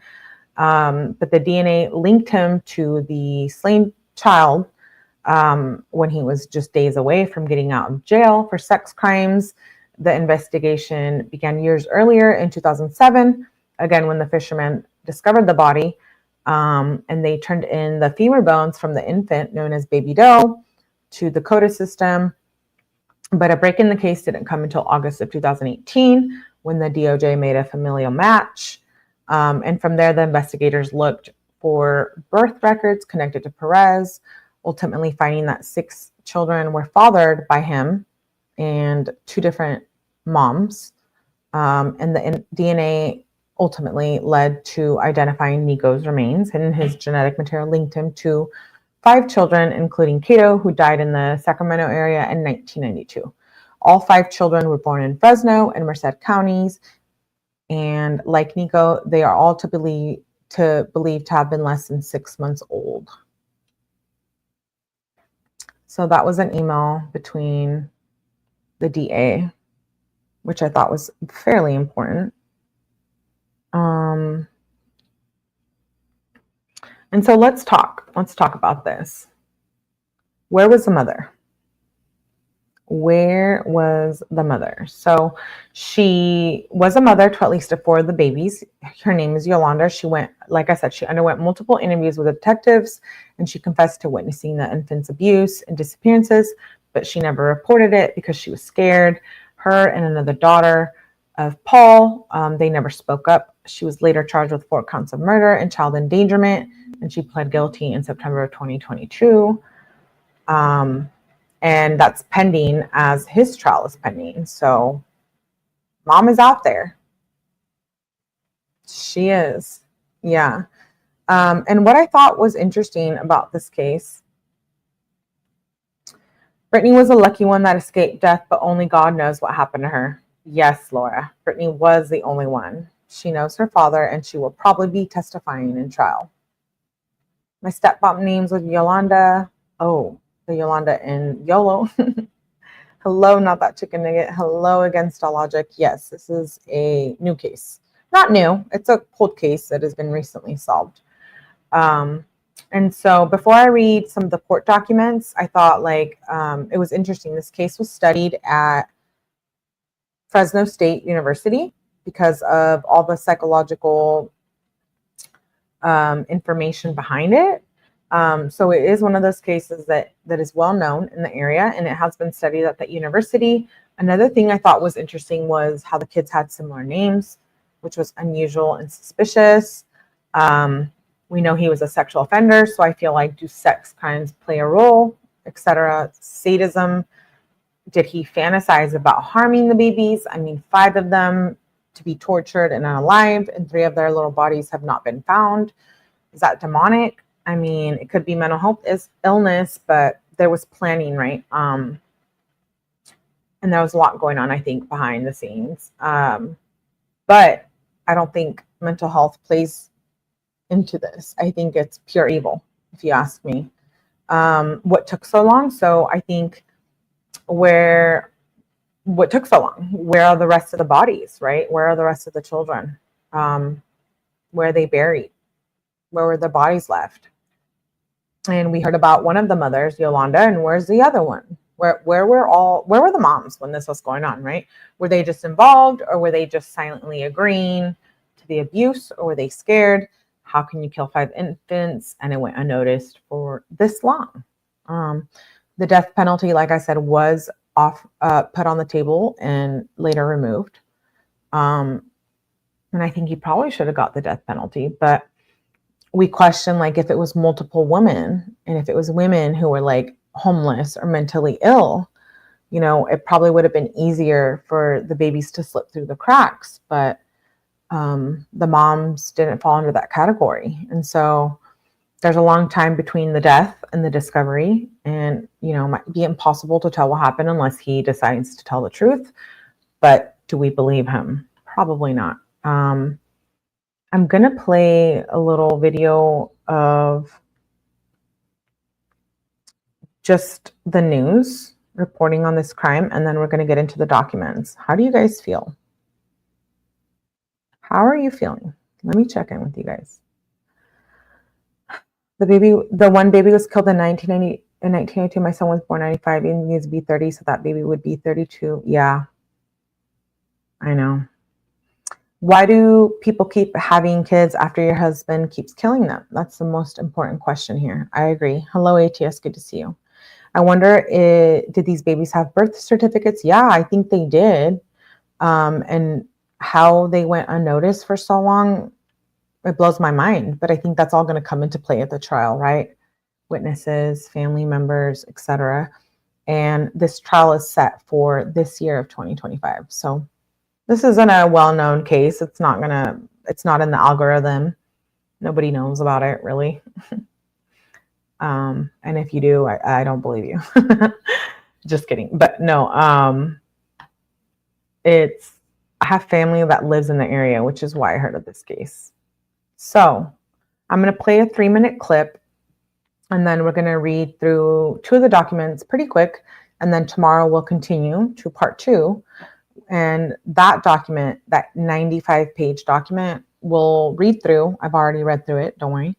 And we're going to go through his past and his childhood and his parents and his life. So let me pull up that video. Thank you for being here. Make sure you hit that like button. All of you, hello, ATS. Yes, good to see you. Hold on. Let me pull up the video. This is just a 3-minute clip of the news, but I thought it was interesting. Let me pull it up.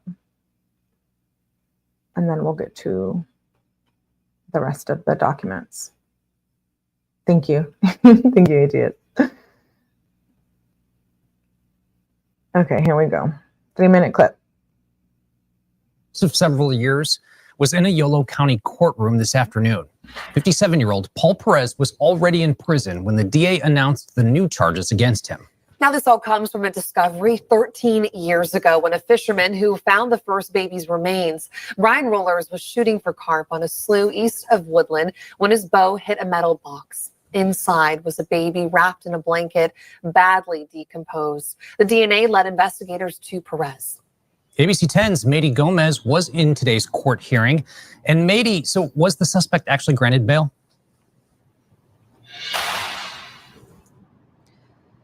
Hey guys, no, the suspect was not granted bail. And I have to tell you, this case has haunted the Yolo County Sheriff's Office for a very long time. As a matter of fact, they announced those charges against Perez just yesterday. And today he faced a judge for the very first time here at the Yolo County Superior Court. Handcuffed and wearing not orange, but a blue jumpsuit, 57-year-old Paul Perez was escorted into the courtroom.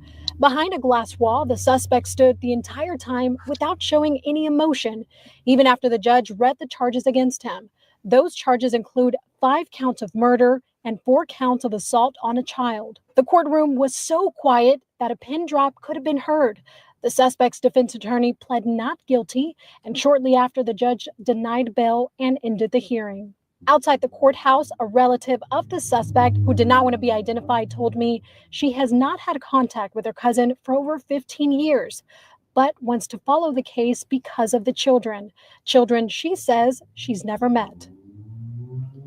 Really don't know any of them. She says Perez has 2 living children in their 30s who have been estranged from their father for a very long time. The family is originally from Merced. I believe that, they haven't seen him for years either. She says if her cousin is found guilty, he should pay the price. There's no excuse for that. And like I say, if he's convicted, then he needs to burn. That's the way I feel. Not far from there, we caught up with the defense attorney who says she doesn't even know how authorities are linking her client to the death of his children. Didn't hear any evidence in the press conference as to what the evidence could be against my client. I think the obvious question that I have, that I suspect everyone would have, is where's the mom in this? In 1990, he was convicted of a sexual assault. In 2002, a vehicle theft. In 2010, another vehicle theft and evading an officer. The most recent, in 2014, possession of a deadly weapon. Perez was serving an 11-year prison sentence at the Kern Valley State Prison before being transferred to the Yolo County Jail to face the new charges. He was scheduled to get out of prison at the end of the month. Now, Perez's next hearing is scheduled for February the 10th. Reporting live outside the Yolo County. So that was an older news clip. We know now because I'm here telling you. He has trial. It was determined as of recent. Here we go. Oh, wait. Remove. Let me pull up the next document. Is that wow? You guys freaking out? How scary, right? Here we go. So this document is dated December 3rd, 2024, and it says this first amended information simply rearranges the originally charged counts and adds an enhancement for aggravating factors should the defendant be found guilty of the lesser offense that carries a determinate term. So it says count 1, on or about April 16, 2021 through October 16, 2001, Paul Allen Perez did commit a felony, namely a violation of section, etc., of murder, and that Paul Allen Perez did willfully and unlawfully kill a human being, to wit, which was Kato, with malice aforethought. So we're just reading through the charges really quick. Count enhancement 1A, it is also alleged that Paul Allen Perez is subject to a special circumstance for torture within the meaning, and that the defendant inflicted torture in the commission of murder. Count 2, on or about April 16, 2001 through October 16th, April 16, 2001 through October 16, 2001, Paul Allen Perez did commit a felony, assault on child under 8, with force likely to produce great bodily injury resulting in death, and that Paul Allen Perez, while having the care and custody of a child who was under 8 years of age, did willfully and unlawfully assault child by means of force that to a reasonable person would be likely to produce great bodily injury, and such assault did result in said child's death. Count 3, again, on October 29th, 1997 through April 29th, 1998, Perez did commit a felony in that Paul Allen did willfully and unlawfully kill a human, which was Nikko, the other Nikko, with malice forethought. An enhancement is that he alleged a special circumstance for torture, and that the defendant inflicted torture again in the commission of murder.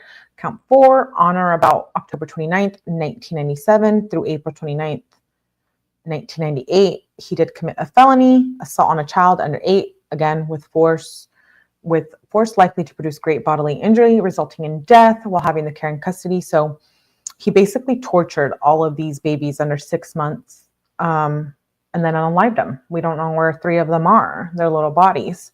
Count 5, on November 8th, 1996 through May 8th, 1997, he did commit a felony, again of murder, for another baby. Count 5, enhancement, it is alleged that, again, torture. Count 6, November 8th, 1996 through May 8th, 1997, again, assault on a child under 8 with force likely to produce great bodily injury. Count 7, on November 2nd, 1995 through May 2nd, 1996, he did commit a felony of murder, again with malice aforethought, an enhancement in torture. Count 8, also murder, and an assault on a child under 8, and it led to their death. Again, October 21st, 1992, Paul Allen did commit a felony again of another child with an enhancement of torture. So we get the picture, right, that he tortured all of the babies. The case enhancements were special circumstances for multiple murders. It is further alleged that he was previously convicted of a serious felony, which is an enhancement for prior felony conviction that prohibits probation, limits credits, requires consecutive sentences, and mandates prison commitment. On February 14th, 1990, there was a conviction for a violation with an enhancement for habitual crimes. February 14th, 1990, again, another enhancement. So you get the picture, right? When we get into the other documents, you see that this was an abusive man. He's a scary man. He's gross. He tortured the babies. Basically, the crime involved great violence, great bodily harm, threat of great bodily harm, or other acts disclosing a high degree of cruelty, viciousness, or callousness. The victim was particularly vulnerable, the children. Perez induced others to participate in the commission of a crime or occupied a position of leadership or dominance of other participants. He threatened witnesses, unlawfully prevented or dissuaded witnesses from testifying in any other way, which interfered with the judicial process. He was convicted of other crimes for which consecutive sentences could have been imposed, but for which concurrent sentences are imposed. The manner in which the crime was carried out indicated planning, sophistication, and professionalism. Perez took advantage of the position of trust or confidence to commit the offense. He engaged in violent conduct, which indicated a serious danger to society, and his prior convictions as an adult or sustained petitions and the juvenile delinquency proceedings are numerous or of increasing seriousness. He has served a prior prison term, and his prior performance on probation was on parole was unsatisfactory. So they're basically naming all the reasons why he shouldn't get bail. And this was signed by the state on, I think I already said the date, December 2nd, 2024 in Woodland, California. So I thought we should just read through the charges.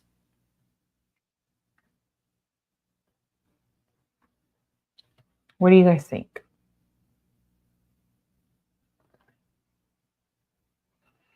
I kind of want to go into the next document about his past. This one is filed on January 21st, 2025. So, like I said, he's getting trial soon.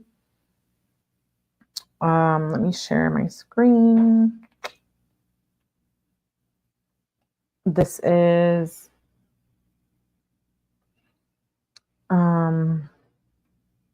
here we go. So this trial brief was filed on January 21st, 2025. I'm just going to get into the background of it, and then we're going to continue this tomorrow on part 2. POS, he will get his, I agree, probation officer's perspective. Dude is evil. Torturing little babies. I can't believe the one baby had his middle name. And didn't you guys think it was interesting? I thought it was a psychological thing where they all named the babies the same name. I know it happens, like Junior or whatever, but I don't know. I get weird vibes off this. So it says, statement of the case. And this is just a little background on the Perez family. A lot of it is redacted. I'm just going to read through one page, and then we'll continue this tomorrow on part 2. So the Perez family, and it's redacted. So redacted, were married in 1956 in Reno, Nevada. This is talking about his parents. The two had 4 children, Paul the defendant, etc. The family moved between various towns such as Yuma, Arizona, Woodland, Chowchilla, Merced, and Lee Grand. Redacted described the family moved between different towns annually, as redacted would regularly get into physical fights with his boss. So this is his dad. It was described that the defendant, Paul, was very abusive towards him when they were children. The defendant would regularly fight, but with the defendant being 4 years older, his brother, he would always win until redacted became a teenager. Redacted also disclosed that the defendant would sexually abuse him regularly until the age of 11. However, the abuse was not limited to redacted. The brother described seeing the defendant abuse animals. The defendant would strangle cats, swing them by the tail, and kick dogs. The animal abuse was so bad that redacted would not let the defendant interact with his dog when they became adults. So this is a brother of Paul speaking in the court document. So this monster who killed his babies also abused animals. The siblings went into various directions as adults. Redacted moved to Sacramento and would live there for several years. Another brother was in regular trouble with the law and was in and out of prison, often related to his drug abuse. Redacted stayed in Merced, but went through her own substance abuse issues. And then another redacted would have 7 children and marry several times. He would also marry numerous times and had 3 children, which their names are listed, but they're redacted. I'm not going to say them. Those children were raised by their grandparents, who would later, and redacted would marry redacted to go on and have 7 children as well. Paul Perez would go on to marry his high school girlfriend in 1979. So that's a little backstory on Paul. While attending Lee Grand High School, the defendant met redacted. Shortly after dropping out of school in 1979, the defendant married redacted. After marrying, the two had 3 children together. They named the names. I'm not going to list them. Their time together was marred by instability and abuse. Abuse not only towards redacted, but towards their children as well. So Paul was abusive to the family and his wife. The defendant's abuse of substances and jealousy led to a myriad of problems. The two often moved around, leaving them unstable and frequently moving in and out of the defendant's parents' home. The defendant was also often jealous and controlling of her, beating her frequently, even in front of their children. While redacted was pregnant with redacted around March of redacted, the defendant came home drunk and punched her in the stomach. She didn't go to the doctor and just waited for her next obstetrician appointment. In explaining why she never came forward, she stated that the defendant would threaten to her family if she ever reported the abuse. This went on for 7 years before she left the defendant. So in his previous marriages, we see how violent and abusive he was, which is why Yolanda, the mother of 4 of these babies who we're talking about now, probably didn't speak up for a long time, right? Besides the abuse towards redacted, the defendant would also be aggressive towards the kids and yell at them. The defendant was jealous when his wife showed attentions towards the children, especially their son. The defendant would get upset when she comforted the babies when they cried, telling her to just let them cry. Beyond the emotional abuse, the defendant would also be physically abusive towards the children. When redacted was just a few months old, the defendant returned home one night and was drunk. Redacted and redacted were sleeping in the master bedroom, the mom and the baby, and the mom and the other child, were sleeping in the master bedroom and the baby was in the bassinet. All of a sudden, redacted awoke to her baby screaming in pain. Redacted turned on the lights and the defendant was standing over the bassinet with a beer bottle in his hand. When she asked the defendant what he did, he denied doing anything. Yet the baby continued to scream in pain. Mother took the child to the hospital where she was diagnosed with a concussion. What? So this mom, the baby had a concussion. So he did something to the baby at that time. I know this is brutal. I'm sorry. That baby was not the only child to suffer physical abuse by the defendant. The breaking point for the wife and the defendant's relationship occurred in June of 1987. One evening, the defendant was intoxicating and acting erratic. An argument ensued between the defendant and the wife. During the argument, the defendant picked up a crowbar. The baby was lying on their bed. When the defendant slammed the crowbar down onto the bed just inches from the baby, the wife believes that the defendant missed due to his intoxication. She told the defendant that he could hit her, but not the kids, and that she was going to leave. The defendant punched her in the face, slapped her, and kicked her. The neighbors called law enforcement, but the wife, being afraid of the defendant, told him nothing had happened. She maintained her word by separating from the defendant and less than 1 month later filed for divorce. Trying to be amicable, she let the defendant see the children at the defendant's request in late July 1987. However, the defendant used the baby to get redacted, according to her, by taking redacted to Northern California and refusing to return him. She filed a temporary restraining order, which was granted, and law enforcement got involved with the return of redacted. Eventually, the mom received full custody of the children uncontested by the defendant, and redacted remained in Central California with children while the defendant lived in Sacramento, where he would meet Yolanda within a short period of time. Yolanda is the mother of the babies that we see today in this crime. Redacted was born unredacted and was one of 4 children, the second oldest. She assisted her mother in taking care of her younger brothers. And her life was marked by abuse. When redacted was 13 to 14 years old, her father essayed her and had a seizure during the assault. After this occurred, redacted told her mother about the abuse, but she was not believed, so ran away from home. Between the age of 14 to 16 years old, returned home. However, again, was victimized at the age of 16 when her boyfriend, redacted, attempted to rape her and shot her in the leg. She still has a bullet in her leg today. The next year, in 1987, the redacted victim met the defendant. In late June of 1987, after redacted, separated from the defendant moved in with his parents in Sacramento. Sometime between 1987 to November 1987, August 1987 to November 1987, sorry, the defendant met redacted while the two worked at a Carl's Jr. in Sacramento. The relationship progressed rapidly. To the charge of her mother, she ran away from home and moved in with the defendant just after 1 to 2 months of meeting. Despite the rapid progression of the relationship, it was far from a fairy tale romance. Early into the relationship, the defendant became very possessive, often telling her that if she left, there would be repercussions. The first abuse occurred when redacted was walking to work. The defendant backhanded her and dragged her home.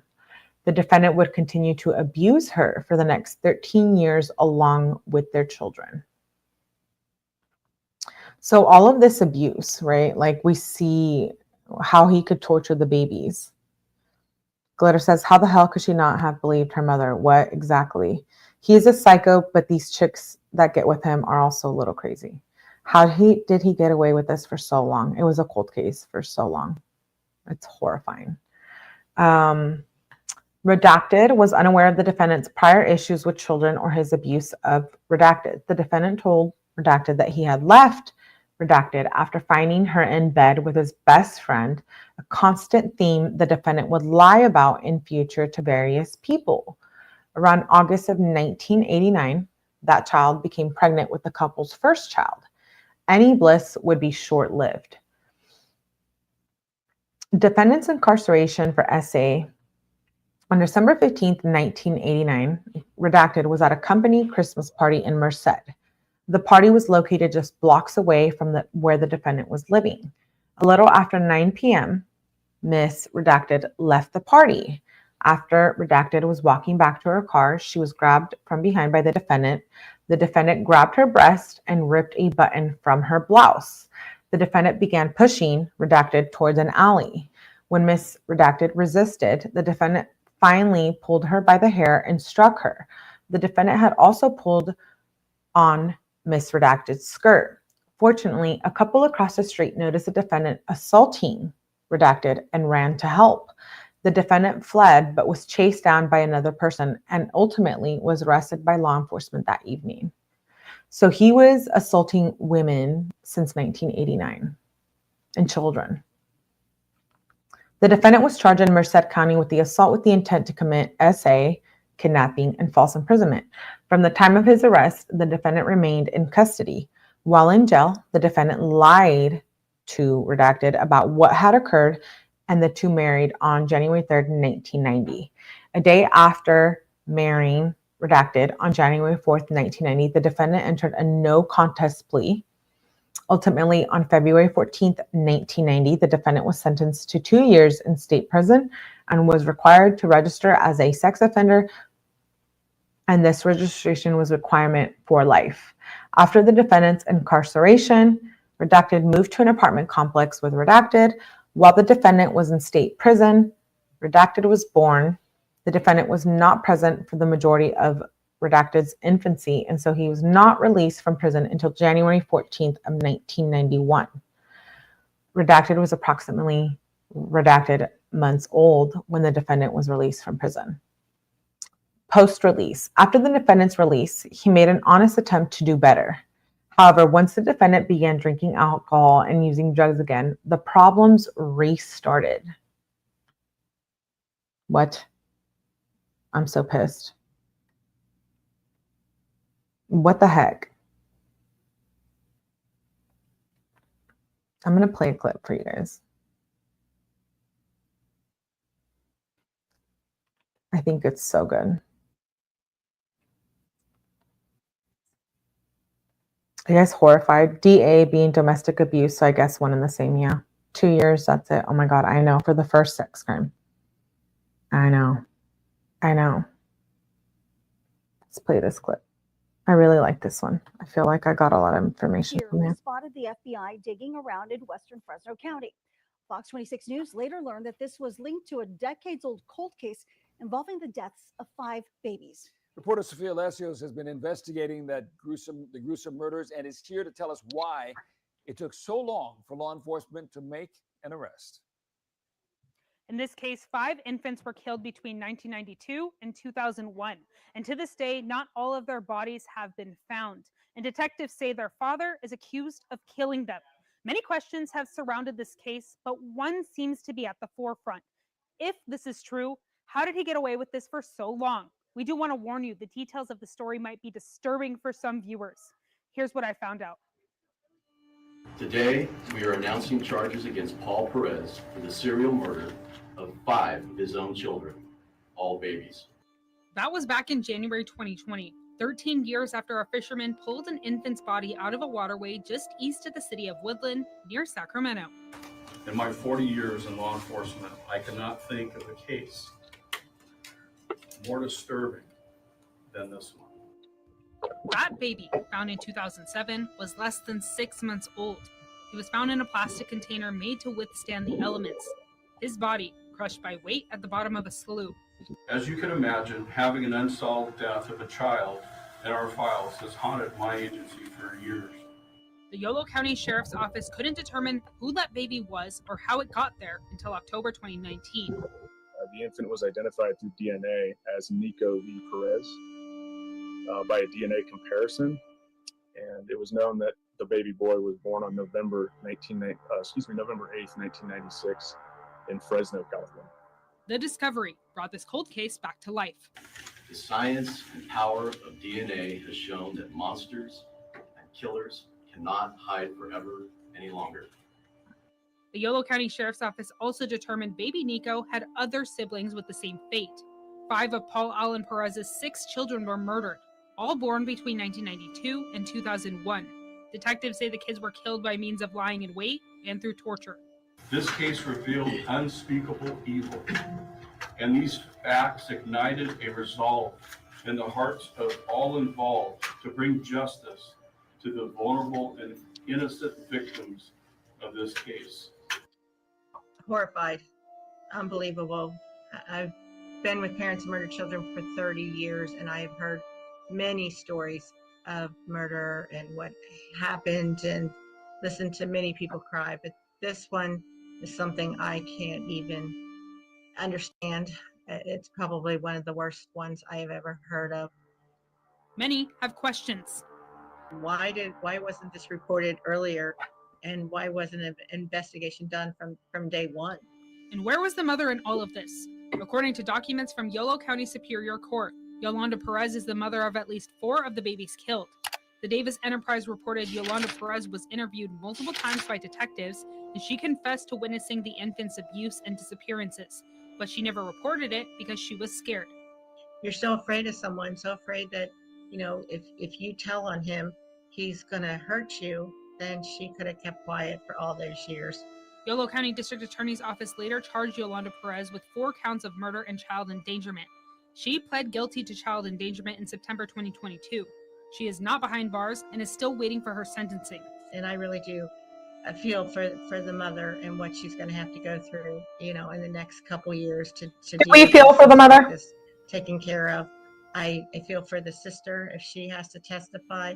That's very difficult to do. According to testimonies, she and Paul Perez's other daughter, Brittany Perez, never spoke up. Criminal psychologist Dr. 𝗟𝗃 actually focused on this case in one of his classes he taught at Fresno State. He says if Brittany and Yolanda kept quiet, Child Protective Services would have never known. You can't blame CPS because they try to do their job, but if this couple kept moving from location to location, they wouldn't know what was going on. And until, fortunately, a fisherman found a body. The real question is, could law enforcement have done anything earlier? Probably not. We continually review our cold cases with this being an especially open question mark that we want to bring closure to. We're as motivated as ever to solve this case. I reached out to the Yolo County District Attorney's Office for additional information and documents pertaining to Paul Perez. In a letter, the Chief Deputy District Attorney said she would not give me any additional information about him and denied my interview request with the DA about the case because it's still an ongoing investigation. Having 5 infants involved in this case, does that also give additional motivation to continue to want to close this case? Oh, without a doubt. I mean, every victim is it matters to us, and every case matters to us. This one is particularly sensational. We want to ensure that justice is served, and we want to bring closure and honor the lives of those infants that were taken needlessly. Paul Allen Perez was already a convicted sex offender, and Dr. 𝗃𝗃 says in his decades of studies, this could have played a part in the killings. And here are these 5 little children, because they found to been tortured. That means that there had been some element of sadism involved, very likely. I agree. As I mentioned to some law enforcement, I said you should consider that this could be a sex crimes case. Most people, even murderers, generally don't go to this type of extent. So that tells me that this person's been fantasizing a great deal about doing harm to babies. And in his professional opinion, Dr. 𝗃𝗃 doesn't believe mental illness ever played a part in the murders. I don't think so either. He had to have been crazy to do this. He was not crazy. Crazy. He's a demon. Illness. There was forethought. There was planning. There was a methodology. There was sadism. None of this speaks to mental illness. It speaks to evil. If Paul Allen Perez is convicted, Dr. 𝗃𝗃 says one thing is clear. He never had an attachment to any of his own babies. It kind of verifies to me that there is evil in this world. We all do wrong things, but this wasn't just wrong things or even a bad thing. This was horrifically horrible that came out of something that something in hell would do. Paul Perez was arrested in the killings of 5 of his infant children on the same day of his prison release on unrelated charges. Since Perez is facing a number of criminal enhancements, this case could be eligible for the death penalty. But in 2019, Governor Gavin Newsom signed a moratorium on capital punishment in the state. This means that while the death penalty is still technically on the books, no one is currently being put to death by the state of California. Sophia Les. Are you so pissed off? Thank you, Esther, for being here. I wonder if there was a cycle, because it said that each of them was tortured for 5 months before he killed them. That's methodology. Yes, there was a cycle. That's why I was reading the court documents. So let's get back to it. Here we go. Here we go. The birth of Kato. Around December 1991, Yolanda became pregnant with Kato, aka victim number 1. On redacted, Kato was born at Mercy Hospital in Merced. When Kato was born, the family was living with the defendant's parents at their home at redacted in Merced. However, every time the defendant moved in with his parents, the stay typically didn't last more than 3 months, as the defendant would often end up fighting with his father. In September of 1992, redacted saw the defendant family walking down the street in the early morning hours in Merced. Redacted picked the family up and took them to stay with his family at his home in Sacramento. However, while the defendant was staying there, the problems quickly started. Redacted's wife described the defendant as very territorial and as trying to run the household even though he just had arrived. Redacted would not let the defendant be alone with their children, and Redacted would lock herself in the bedroom if she was left alone with the defendant. Redacted described the defendant as being rough with Kato and would jerk Redacted hard by the arm if she did not listen. Redacted and Redacted were also present for the defendant beating of Yolanda. The two would often fight in the backyard, and Redacted would go outside to tell him to stop. Redacted recalls often hearing the defendant yelling at Yolanda, the going outside, and seeing Yolanda lying in the fetal position as the defendant stood over her. Redacted recalled one particular incident where he saw the defendant kicking Yolanda as she lay on the ground.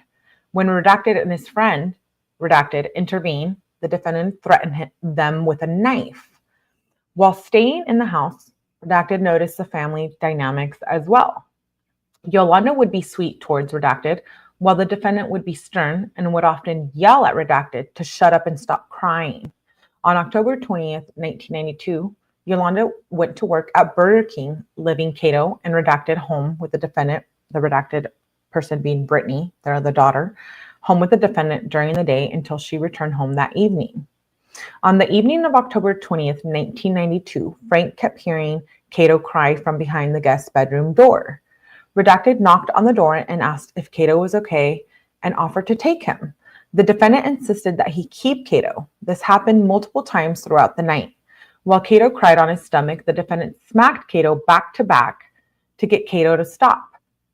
Redacted initially did not want to go inside the room because he was concerned things would escalate, as they usually did between him and the defendant. Redacted continued to knock on the door, and when he would knock, the baby would stop crying, which made Redacted believe that the baby's mouth was being covered, muffling the sound. Around 10 or 11 p.m., Redacted eventually knocked on the door and said to let him make sure the baby was okay, or he would kick the door in.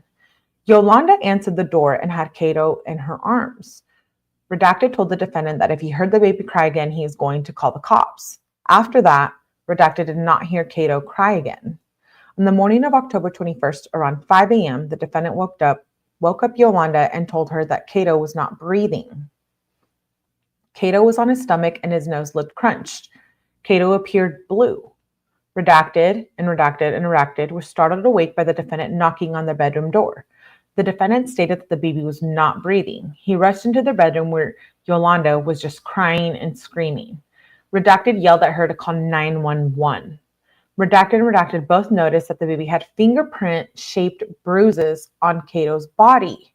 When 911 was mentioned, the defendant told Redacted that he was going to leave. The defendant then climbed out of the window. Where was this person? This is filed in 2025. If you see something, say something. Like, what? Climbed out of the window? I would have called the police then. I know. Don't call the popo. But in this case, absolutely call the popo. Yolanda and Redacted went to UC Davis Medical Center in Sacramento shortly after arrival. Kato was declared deceased. He was only blank months old and days old. After baby K was declared dead, Yolanda was informed by the doctor that the death was a result of SIDS. Yolanda would hold this belief for decades. However, that same day, Dr. Redacted conducted an autopsy of Kato. Dr. Redacted found no evidence of significant natural disease or congenital abnormality. However, Dr. Blank did not remote fractures of the right fifth through ninth, did note remote fractures of the right fifth through the ninth ribs, an acute fracture to the left clavicle, healing disruption of the superior frenulum, and multiple recent but non-acute cutaneous bruises. This death was classified as undetermined. Undetermined? He beat his kid and someone saw it and it was undetermined? Thank you, Gringa. Good to see you, Gringa. You never call the police until it has something to do with the child. I agree, Laura. All these people deserve to go to jail. The freaking babies. All of them, right? And did you even know about this case? It's going to trial in August. You will see it on Court TV. You'll see it everywhere. I'm just the first person bringing it to your attention. So now you know. Now you can tell everyone that I told you about this case. The following day, Redacted called some officials from their CPS or law enforcement coming to the house. This person spoke to Yolanda. Redacted became upset. Yolanda was so frazzled and disjointed in her answers. Redacted claims to have jumped in to clarify misstatements or lies by Yolanda, although Redacted cannot recall the specifics. Notably, before investigators began their investigation in the present case into Kato's death in 2019, all CPS records from that time frame had been destroyed due to toxic mold a few years prior. On December 18, 1992, Coroner Michael Green sent paperwork from the autopsy to the Sacramento Sheriff's Department Homicide Division to investigate the unexplained injuries. However, when Coroner Green had not heard back, he called Sergeant Joe Dean. Sergeant Dean stated that the address was not within their jurisdiction, so he forwarded it to the Sacramento Police Department. When Coroner Green looked at the death certificate prepared by the funeral home, he noticed that the wrong address was listed. They put street instead of avenue. This made a difference as Redacted Avenue was in the Sheriff's Department's jurisdiction. Coroner Green referred back to the Sacramento Sheriff's Department with the corrected address. However, it appears that no follow-up was ever done or at least documented by the Sheriff's Department. Meanwhile, the Perez family had left Sacramento shortly after Kato's death and returned to Merced. And this is what they said now, right? That the whole moving around created an issue when trying to establish the facts of the case. In 1993, Yolanda began attending San Joaquin College in Fresno. After graduating in January of 1994, Yolanda worked at several different jobs through a temp agency in Fresno. Ultimately, Yolanda ended up getting a job at Pan America Underwriters, an insurance company in Fresno. However, like with several of Yolanda's jobs, the defendant interjected himself and began causing problems. While Yolanda worked for Pan America, the defendant began harassing male employees and sitting outside of Yolanda's job. The defendant even had threatened Yolanda's male boss to the point that the Fresno Police Department was called. The insurance company went so far as to get a restraining order against the defendant, which was filed on May 5th of 1995. After this, the family moved back to Merced, where Yolanda got a job at 𝗶𝗶𝗸𝗲.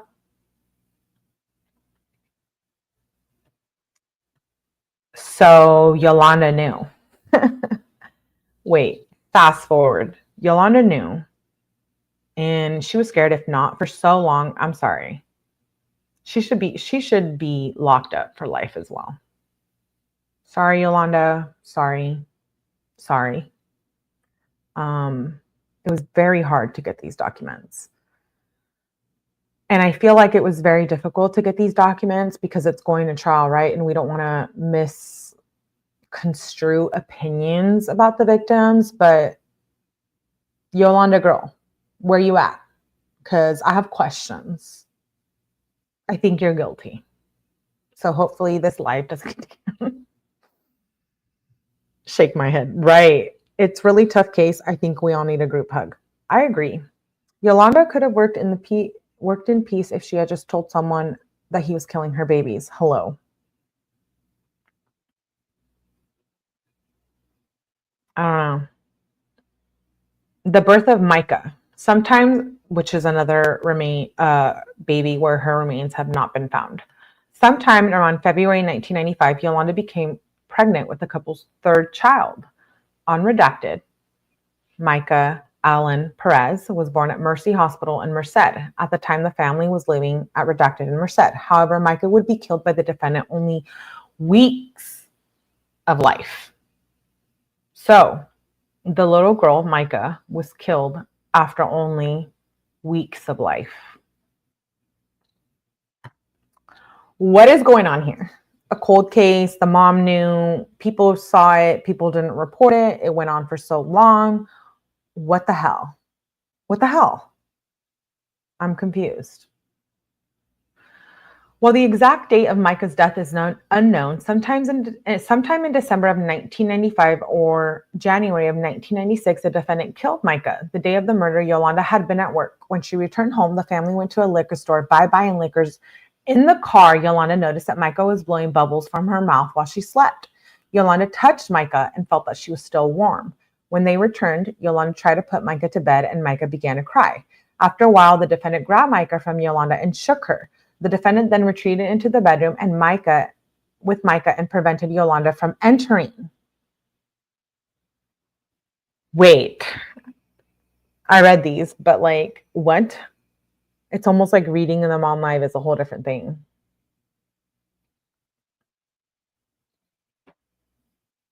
The defendant then retreated into the bedroom with Mayka and prevented Yolanda from not entering.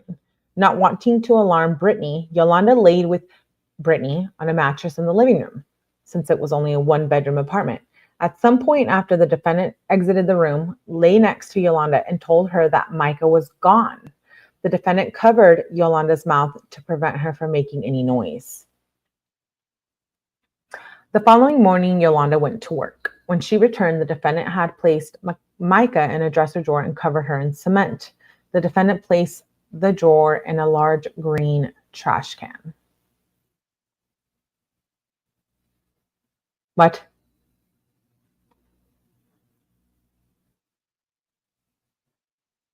I'm kind of freaking out. I don't know the California standard. I do. I live in California, and this is pretty much local.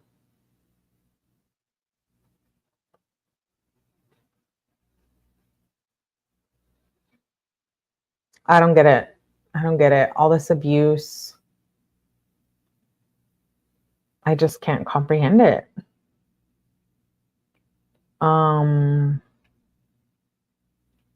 What? He was suffocating the baby and she still didn't tell.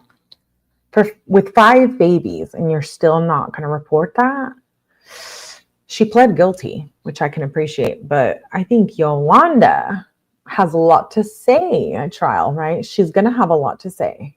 She's going to be a critical witness in August. Yolanda, I don't think you get a pass, though. Sorry, girl. Sorry. After Redacted died, the family moved to Fresno. It is unknown where the defendant kept the trash can after the move. Yolanda got her job, and Redacted 1-year-old Brittany, over the defendant's wishes, was enrolled at Ewing Elementary. While living there, Yolanda had 2 different jobs, one at a bank and one at hydraulics controls. Yolanda became pregnant with her 4th child around February 1996. So is she being SA to have these children, or like, why are you having children with this man? We all know how that process works. Like, why are you having children? So he must have been assaulting her. You can use deadly force if the threat involves a risk of death or serious bodily injury. Laura, honestly, I can't stand Yolanda more than him at this point. Right. That's how I felt. I was like, wait, why is she free? Why? Oh my gosh, she's still squeezing him out for him to kill him. I'm freaking, yeah. I'm sorry, if someone was covering my baby's mouth, I don't know, I would just freaking leave. I know it's not that easy, but this was like a repeated occurrence, right? I don't know what to think. Yolanda became pregnant with her 4th child around February 1996. Her boss at the hydraulics controls offered her to come back after she gave birth, but after Yolanda stopped showing up, some of the employees came to their apartment in Fresno. The defendant became upset. He became jealous and he accused Yolanda of cheating on him. The defendant would beat Yolanda through the pregnancy, but never hit her in the stomach. Redacted. The other baby, Nikko, was born redacted at University Medical Center, Fresno. However, Nikko would not survive the age of 3 months. After being discharged, Yolanda took Nikko home with her. Yolanda was hopeful that what had happened to Micah would not happen again and thought it was an isolated incident. Wait. Your baby dies and you think your baby daddy has something to do with it and you think it's an isolated incident? There's so much wrong here. At the time, Yolanda was still under the impression that Redacted died of natural causes. However, the same pattern repeated. After 2.5 months, the defendant began taking control of the baby. Yolanda recalled dancing with Redacted in the living room when the defendant snatched Redacted away. When Yolanda asked the defendant what his problem was, he stated that he did not want to be a pussy or sissy like Redacted had turned out to be because of how Redacted had raised him. Followed the defendant back to the bedroom, but he pushed her away, preventing him from going into the bedroom. A while later, the defendant exited and said that Redacted, Nikko, was sleeping and not to bother him. Yolanda went inside anyways and saw Nikko sleeping.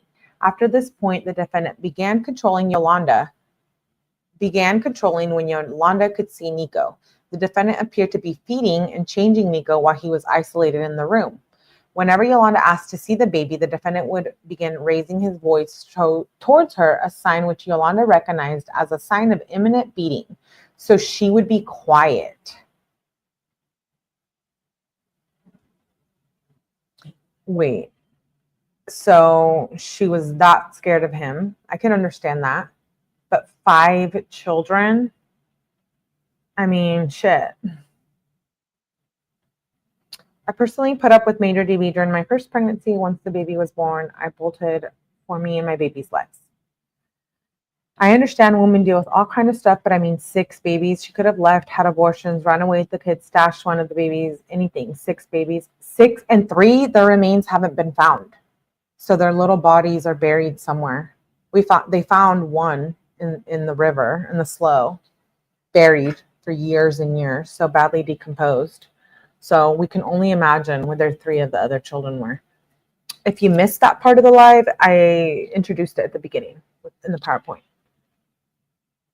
But Yolanda, I'm sorry. If I can show up to this trial, I will absolutely be there physically. I don't know. I might catch a charge. I'm like, I might catch a charge trying to confront this Miss Yolanda. Because hello, what do you mean?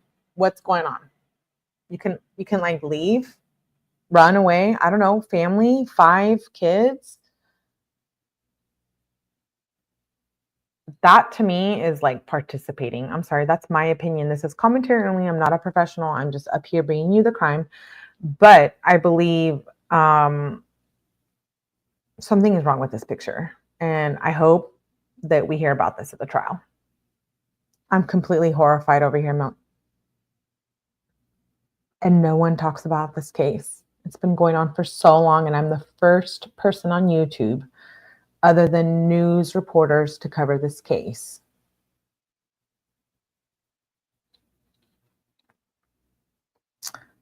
Where was this court taking place? I was late tonight. It's in Yolo County in California. I live in California, so it's only a couple hours away. Yolanda would hear the baby cry, and sometimes the defendant would go into the room with a bottle. Okay. Pause. This is the second time we see him above a baby or with the baby with a bottle. I think he was sexually assaulting the babies with a bottle.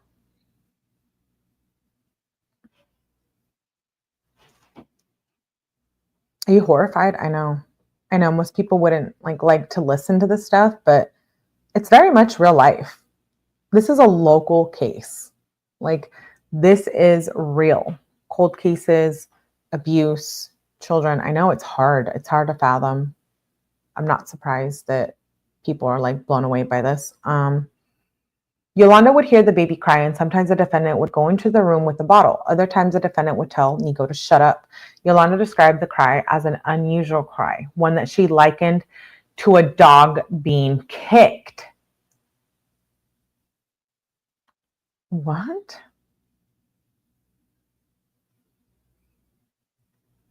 Occasionally, Yolanda would open the door when the defendant was alone with Nikko, would see him being rough as he placed the clothing in diapers. Okay, I want to talk about this. So clearly, the defendant had some kind of sick mentality with children. He would like to abuse these children and torture these babies. Is that like a mental health disease or what? Because I'm not familiar with that. I'm familiar with this type of abuse, but like, this is just evil. Maybe he did have mental health issues. I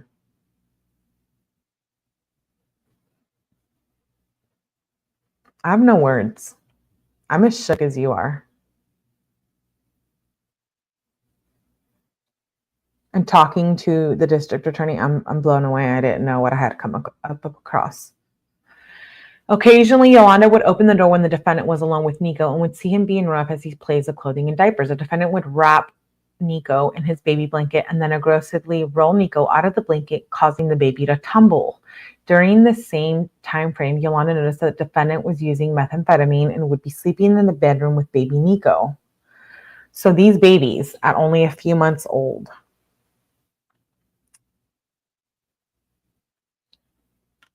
experience this violence and torture. I know it's a brutal case, but like, people aren't talking about it. It's not on YouTube, so you're not used to it, right? And the algorithm, it's like it's uncomfortable. But like, why? Because it involves SA and children and families. That's why it's not pushed into the algorithm. That's messed up. That's like a freedom of speech. That's like a First Amendment right? All of these cases deserve to be talked about. And if I talk about this case and it's not pushed into the YouTube algorithm, it's like, do you question that just as a viewer? Because I do. I think, like, why not talk about these cases? Why are only certain cases talked about and so highly profiled and financially sustained on the YouTubes? And then we have all these real cases and true cases and unheard of cases that don't get any attention. And I'm disgusted by that. I think all cases deserve a fair awareness, and all creators deserve to have that recognition. I don't know. Do you think when he goes to prison that prison justice will take over? He is in prison. He was in prison when these charges got kicked in. He was serving time for being a sex offender. And on the last day when he was supposed to be released, they provided these charges to him. They charged him with it. So he didn't get out. He hasn't been out.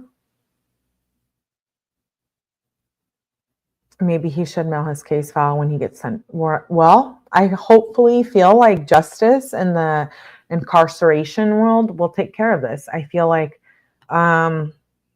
child predators and SA offenders are not welcome in jail. They're absolutely not. So he's been in jail for a very long time. I don't know what the status of that is. Maybe he's in protective custody, maybe not. I don't think he is. I don't know. I'm surprised an inmate hasn't taken him out. Approximately 2 to 3 weeks after the defendant took control of Nikko, the defendant told Yolanda that he hurt Kato, broke his arm. Yolanda went into the bedroom and saw the baby's arm and screamed. The defendant covered her mouth and told her that he would break her neck. The defendant told Yolanda that he'd been rolling the baby out of the blanket when he hurt Nikko's arm. Yolanda felt the arm and felt a sharp bone. The defendant told her that if he got in trouble, then she would get in trouble too. The defendant also threatened to hurt Brittany. When Yolanda asked to take Nikko to the hospital, the defendant told her no. The defendant stated they would get in trouble for the baby being hurt and that he would get into trouble for failing to register.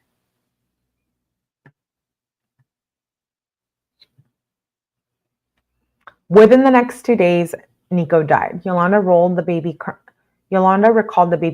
nonstop. Nothing seemed to quiet the infant. One day, Yolanda woke to silence. She went into the bedroom and the defendant was with Nikko. The defendant appeared startled. When Yolanda saw the baby's eyes open, she could tell that Nikko was dead. The defendant threatened her and stayed quiet for the sake of Brittany. Wait. So he's killing all of your other children, but for one, you want to stay quiet? What about those babies? Like, what is going on? Is this crazy or no? Because I'm feeling like I'm jumping out of my skin out here. I'm like, let me find out where Yolanda is. Yolanda, speak up. Speak up, Yolanda. You've been hiding in the bushes because this case hasn't been talked about at all on YouTube. Here I am, and I hope this brings awareness to other creators to talk about it. And we're going to see in trial in August. So I know Court TV has signed up to be there. So what does everyone else have to say about this? I'm curious. The defendant wrapped up Nikko and put him in the closet. A few days later, the couple left the apartment on N Recreation. They got a storage unit at Daryl's Mini Storage in Fresno, and it is there that Yolanda believed the defendant put the body. Nikko would not be seen again until his body was recovered in Yolo County and a Conway Canal in 2007. So she knows that he put him in a box. So she knew the whole time. She knew the whole time. I'm not bullying anyone. I'm not picking on anyone, but Yolanda, you sure have a shit ton to say and explain, because I don't understand why any jury would look at you and think that you were innocent. Sure, maybe you were abused, maybe you were threatened, but 5 children, 2, I don't, maybe I don't know it because I've never lived it, but like, why? Why didn't you speak up? 5 children, were you really that scared of it? I mean, he was locked up for a lot of that time for being a sex offender. I don't know. This case pisses me off. After Nikko's murder, the family remained in Fresno. The defendant had insisted that they keep an eye on the storage unit. Yolanda began working for Dr. Redacted, a pediatrician. Around January 1997, Yolanda became pregnant with another baby. The defendant insisted that they name the new baby redacted. When the defendant's parents came to visit while she was pregnant, she had to go across the street to McDonald's, so redacted and Brittany did not see her stomach. On redacted, Yolanda gave birth to redacted at St. Agnes Hospital in Fresno. At the time, the Perez family was living at redacted in Fresno. Redacted would be killed by the defendant within weeks. I do know that St. Agnes Hospital has been subpoenaed. I do know by the documents that I received. I'm not showing a lot of those documents. I'm just showing what I think is important and what I can show. But I know that this hospital is going to be subpoenaed, and someone will be testifying at the trial, in my opinion. At the time, the Perez family was living at redacted in Fresno. The defendant would kill the baby within weeks. With redacted, the defendant was more distant. As such, Yolanda relied upon Brittany more to assist for the first month. However, around that same time, the defendant's drug problem began to become more noticeable. The defendant began selling things from the apartment. He began acting paranoid. He began putting bars on the doors from the inside. Consistent with other babies, the defendant began to take control of redacted. Around the end of December 1997, Yolanda saw redacted with a large bruise on his face. The defendant claimed it was just a hickey he had given the baby. Why are you giving your baby hickeys?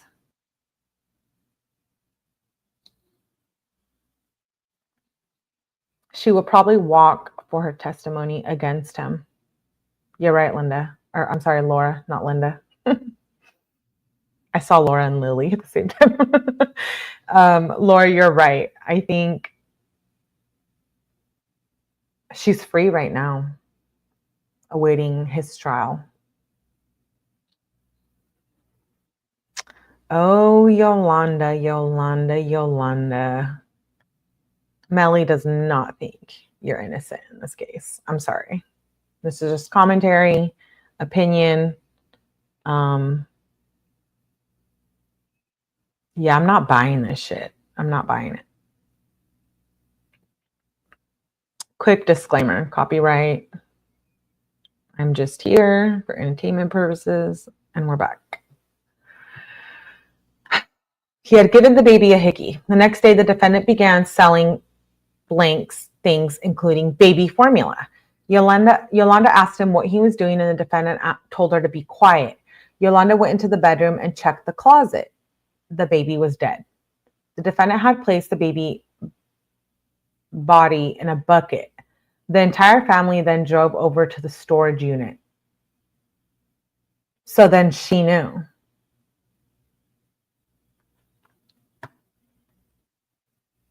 I can't. I'm so angry. At some point thereafter, the defendant collected 3 bodies and the family headed to Yolo County. On the drive there, Yolanda recalls being stopped by CHP. When they got to West Sacramento, they spent the evening there, but the next day, the defendant drove them to the Conway Canal. The defendant told Yolanda to take Brittany away from him. While Yolanda was walking with Brittany, she heard 5 splashes. Although Yolanda never saw the defendant throw into the slough, she believed them to be the babies. So this is in the court document. So then Yolanda believes all the bodies are in there, are in the water, are in that same river. They couldn't find them. My question is, are they really in that river? Or Yolanda, are you lying? Yolanda, would you like to come up for an interview? Do you know what I mean? Like, Yolanda thought she was going to slip through the cracks here on the YouTube community. Like, no one was going to talk about this, and no one was going to care, and no one was going to look into it. But little does Yolanda know. Here I am, Melly. Yeah, I will be attending this trial. I have family in the area, so Yolanda, hit me up. Do you have something to say? She's probably silenced because she's going to go to trial. She's a witness. Probably one of their main witnesses. I'm disgusted. Sorry, Yolanda girl. Sorry. After the defendant disposed the bodies, the Perez family stayed in Yolo County, bouncing between motels. On July 16, 1998, the family leased a storage unit at Strange Storage in Woodland. The storage unit housed various household items and the remains of Kato, well, redacted, I think Kato. Ultimately, the Perez family was unable to keep up with the payments for the storage unit despite attempts from Yolanda. On June 18, 1999, a lien was placed on the storage unit and it was auctioned off a month later. However, upon the sale, the cremains of baby K were located. String storage employee redacted notified the coroner of the cremains. After attempted contact to Yolanda through mail had been unsuccessful, Ms. Redacted was able to get a hold of the defendant's parents and the cremains were returned to Yolanda. Over the next 2 years, the family moved frequently. Yolanda worked at various jobs and the defendant was arrested several times. In early to mid-2000, the family returned to the Central Valley. Around the summer of 2000, Yolanda became pregnant with her last child, redacted. Around that same time, the defendant was arrested for getting into a high-speed chase with law enforcement with the family inside the truck. On March 21st, 2001, a Toyota pickup truck was stolen in Sacramento. The defendant decided it was time to leave the Sacramento area because people were looking for him stealing lawn equipment. With the stolen truck, the Perez family traveled to Fresno where they moved into the Villa Motel. That is one of the key factors in the case that law enforcement believes that it helped conceal the crimes because it kept moving from location to location. Melly coming for Yolanda. Yolanda, hit me up. Because, girl, I'm about to find out all of the details. About to find out where Yolanda is right now. They were stopped by the cops and she didn't scream, "Oh my Lord, stop this right now." She already has immunity. She does, Laura. That's why she's a witness at the trial. And I'm disgusted. Disgusted. In the spring of 2001, the Perez family began living at the Villa Motel. Shortly after moving into the Villa Motel, Yolanda gave birth to redacted, unredacted at Fresno Community Medical Center. The following day, Yolanda was discharged from the hospital. As both the defendant and Yolanda were unemployed, they did work around the motel for the owner, redacted, to supplement their rent. During this time frame at the Villa Motel, the defendant was acting happier, which in turn made Yolanda feel safer. Yet, Kato would be murdered around 3 months old.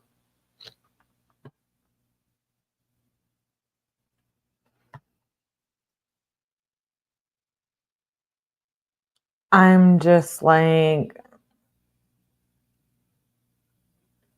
okay, Glitter, I got you. How do you look at yourself in the mirror every day, and just not off yourself after this? I mean, what would we do?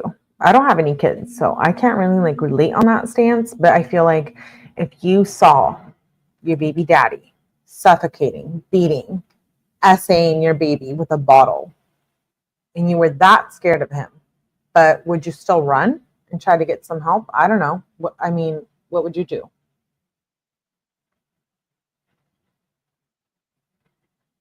Yeah, I don't think Yolanda gets a pass here. Sorry. I'm probably the first person on YouTube to cover this other than the news media. So if this ever got to Yolanda, Yolanda, we need you to speak up. We need you to talk about this. Yeah. I'll buy it. I'll buy it. I think even if I was scared, I would 5 babies. You're not going to kill 5 of my babies. I'm sorry. I don't know. Maybe I'm just cut differently, but I would have fought this man until I couldn't anymore. Or I don't know, maybe I would end up in prison. Am I just being super angry? Wash, rinse, and repeat. As a mom, nothing is more important than a healthy baby and a daddy relationship. Sorry, not sorry. Yolanda, I'm about to make a rap song about you. Sorry, not 1 baby. No, it was 5. 5 babies. 3 of them are missing. Their remains are not found. They cannot find their bones in the water. They cannot find their little bodies. Okay, an adult is one thing. I'm not being inconsiderate or cold, but like a baby? I'm horrified. I'm horrified. Everything was fine for the first few weeks after Blank was born. It was then the defendant started getting money that the problems began. The defendant began using drugs at a heavier level. The defendant was smoking methamphetamine. The defendant would be up at night and didn't appear to be sleeping. In May 2001, the defendant came home angry after he got into a fight for trying to steal law equipment. When the next few days, the defendant began keeping Kato away from Yolanda and Brittany. Yolanda noticed a bruise on Kato's leg, which wrapped around his thigh. Yolanda also noticed that his leg was swollen, but otherwise the child seemed fine. Wait. I can't do it. It's hard. I'm like, wait. I'm coming for Yolanda full throttle, but like this, I can't. Like I can't. A child is one thing, a baby is another thing. I'm horrified. I'm horrified. Yeah, I'm going to have to find Yolanda. I think she needs to speak up. We might only hear from it at the trial, but she's in it. The day after seeing the bruise, Yolanda packed a bag with Kato's things and told Brittany to leave with Kato. Brittany was standing on the landing outside the motel room as Yolanda pleaded with her to leave. However, Brittany, just redacted years old, was scared and went back inside. Brittany recalls the day when Kato was crying. Yolanda was not at the motel room at the time. Brittany offered to change the baby as the defendant held him. It was at that time that Brittany saw the defendant's wrath. The defendant slammed Kato down on the bed. Kato bounced off the bed, looking stunned, and when he landed, it was then that Brittany noticed Kato's leg was not where it was supposed to be. It looked dislocated or broken. The defendant continued to be rough with Kato, ripping off his diaper. The defendant tightly wrapped Kato into the receiving blanket and then placed Kato face down into the bassinet. The defendant took the bassinet into the kitchenette area and told Brittany not to go in there again.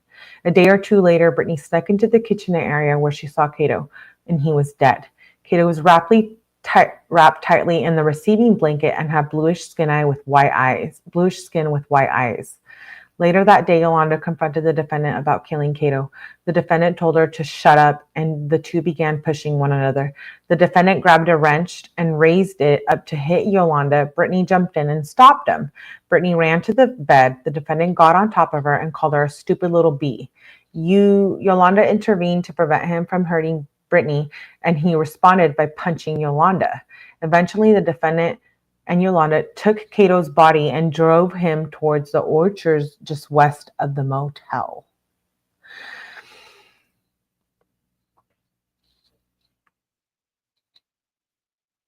So you drive with the murder to drive the body because you're so scared.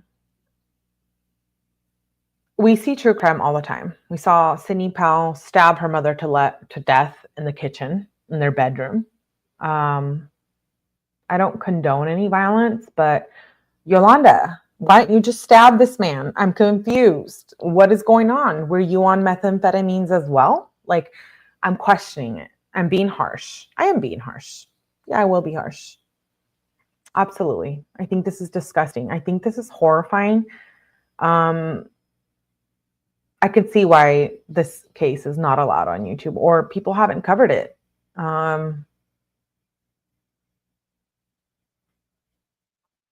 have no words. Mortified. I know, Glitter. Along the way, the defendant stole a plastic cooler off the front porch of a residence. The defendant parked his truck in an orchard. This orchard was known to be an area where drugs were sold and used. The defendant exited the truck and placed Kato's body in the plastic cooler. Yolanda stayed inside to act as a lookout. The defendant then dug a hole and placed the cooler into the hole. After burying the body, the two returned back to the Villa Motel. Yolanda believes that that same day they buried Kato.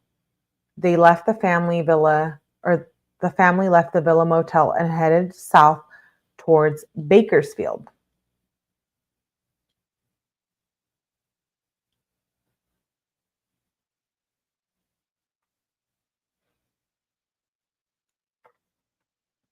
On August 21st, 2021, the defendant was arrested for driving the stolen truck. Before the defendant was charged with the stolen truck, the defendant was transported to Yolo County for an outstanding bench warrant.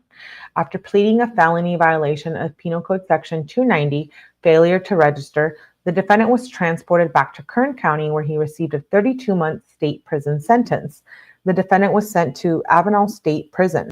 The defendant would not be released until 2004.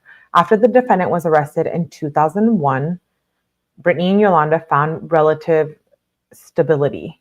Yolanda quickly cut the defendant off after he began demanding money from her, and she stopped sending the money on Brittany. After staying at a women's shelter, Yolanda met Redacted. The two's relationship progressed rapidly and lasts to this day. Brittany was enrolled into a school for only third time in her life, and she would remain in school until her graduation. While Yolanda suffered from alcohol abuse and was a victim of domestic violence by Redacted, for the first time as an adult, she remained in the same city and was able to maintain consistent employment. Despite consistent employment, Yolanda claims she was still desperate for money and began or continued to file tax returns with the dead infants' names, claiming them as dependents. Yolanda later admitted she had done wrong to law enforcement. So if you're claiming them for tax purposes, you drove to get rid of the body in the store, like drunk or not. I mean, alcohol abuse, that's what made you kill 5 babies. I've been through that. Definitely not.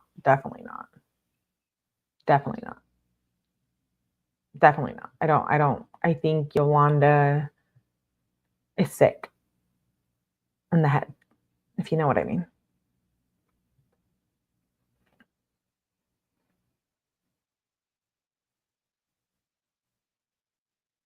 Yeah, glitter. That's true. Some state, if you cheat using a deadly force, California says you don't have to retreat. You can use deadly force. Yeah, that's not condoning violence. So that's actually self-defense. That is protecting your children. I wouldn't even care. I'd be like, all right, I'm about to take this man out. I'll do all the time, but save my children. And I don't even have kids. So I don't know how y'all feel. After the defendant's release from prison on February 8th of 2004, he would continue to be in trouble with the law. The defendant returned to Merced, where he was arrested on several parole violations and resisting arrest charge over the next 6 years. During that time frame, in November of 2008, Brittany, I believe, it's redacted, but I think it's Brittany, gave birth to a baby girl. The same month, the defendant was paroled to Merced and placed at a halfway house at the House of Prayer, a local church. It was at this church that the defendant, oh no, so this is a different woman. I take that back. I don't think it's Brittany, his daughter. There's another female. Redacted gave birth to a baby girl. That same month, the defendant was paroled to Merced and placed at a halfway house at the House of Prayer. It was at the church that this defendant met Redacted. The two would eventually begin a relationship in the summer of 2009. I'm just wondering who at a church thought this man was like sexy, or like, I want to date him, or like hump him or something. Like, I'm confused.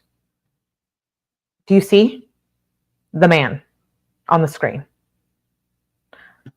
Who wants to jump on that? Like, please, if you think he's a handsome fella, let me know.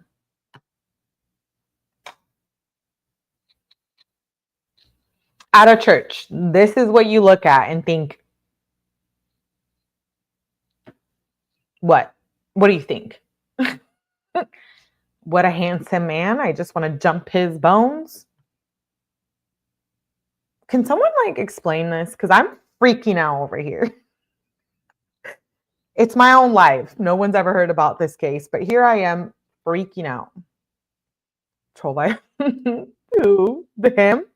Troll vibe. This is yuck vibes. This is like, I don't want a baby by you. What is this?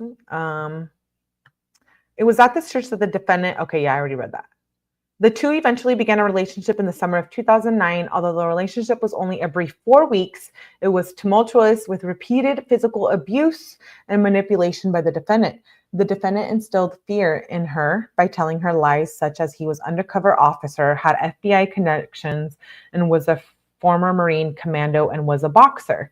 Despite all his referenced occupations, the defendant was not working at the time, while Redacted was working full-time at Starbucks. Normally, Redacted had been relying on her friend to watch over her daughter while she was at work, but the defendant convinced her to begin leaving her daughter with him.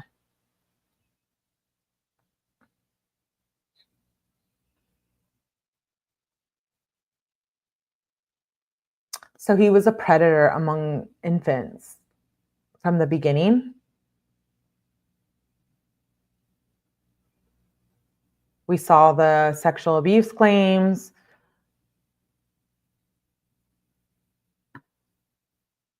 At this point, the defendant began exercising more control over Redacted, and Redacted felt the defendant trying to separate Redacted from her. For example, when Redacted would get home from work, the defendant would tell her not to pick up or disturb the baby as he just got her to calm down. The defendant would not let Redacted hold the baby anymore.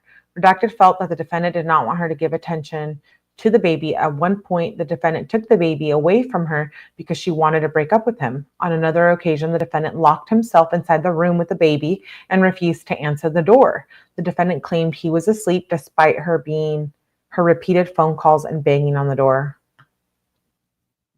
He wasn't sleeping. He was abusing the baby. Beyond using Redacted as leverage, the defendant engaged in concerning behavior with the baby. First, the defendant would lift the baby and throw her down onto the bed, and she would bounce. While Redacted would laugh, Redacted was concerned and told him not to do that to her daughter. Second, on October 1st, 2009, while on the second floor walkway of the motel where they were staying, Redacted was in a stroller that the defendant was holding.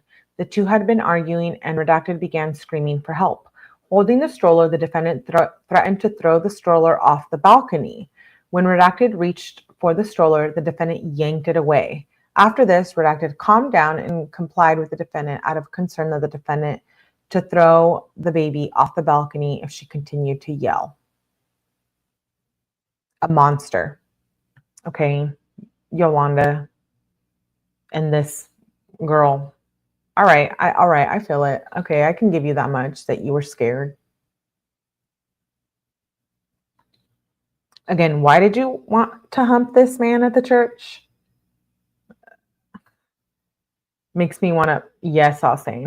I'm ready to punch it out. Lily's like, WTF.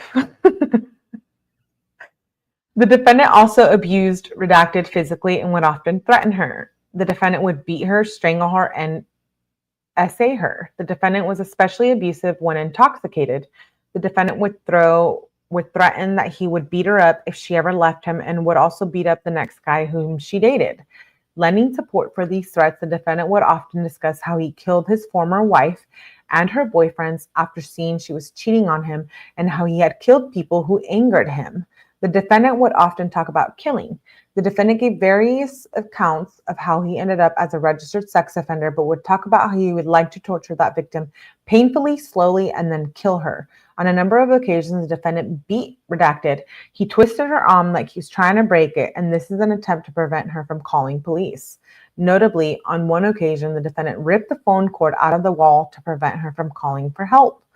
The defendant would also talk about Redacted being pregnant with his son. He wanted to name the son either Kato or Nikko, which he did. The defendant told Redacted that he had one son who had died a long time ago, but he had no other children. You mean that you killed, sir? Eventually, Redacted herself was arrested for domestic violence against the defendant. The defendant was arrested for domestic violence against Redacted shortly afterwards. At this point, the relationship fizzled. Yet the defendant contacted Redacted asking for some of his personal property. When she met with him, the defendant attempted to kidnap her and drive her to Yolo County in a stolen truck. Redacted yanked the steering wheel to stop the car and was able to hop out. In December 2009, Redacted filed the request for a restraining order against the defendant because of his stalking and abusive behavior towards her. On May 9th, 2001, the defendant was arrested in Yolo County after fleeing from the law enforcement in the stolen truck. Since that date, the defendant has been in custody with no access to women or children.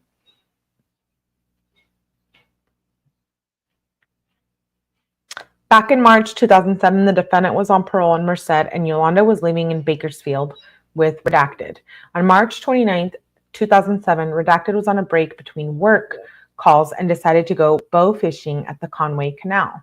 While fishing, Mr. Redacted shot his bow into the slough and hit what turned out to be a metal box. Wanting to retrieve his arrow, Mr. R pulled the box into the shore. Mr. R opened the cooler and found a Winnie the Pooh blanket, car parts, and a plastic bag. Mr. R, the fisherman, noticed that inside the blanket was a diaper bag, with bones sticking out.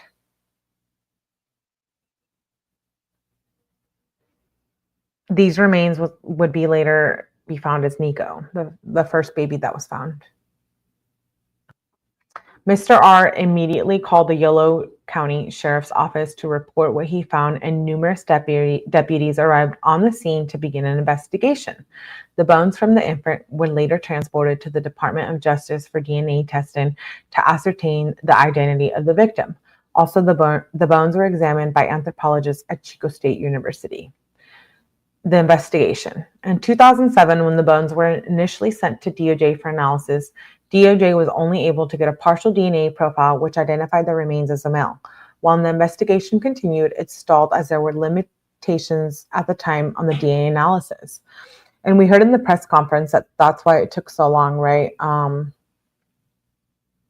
To find out where the baby was from and find his siblings. My heart is broken. It's broken. These babies get no justice until August of 2025.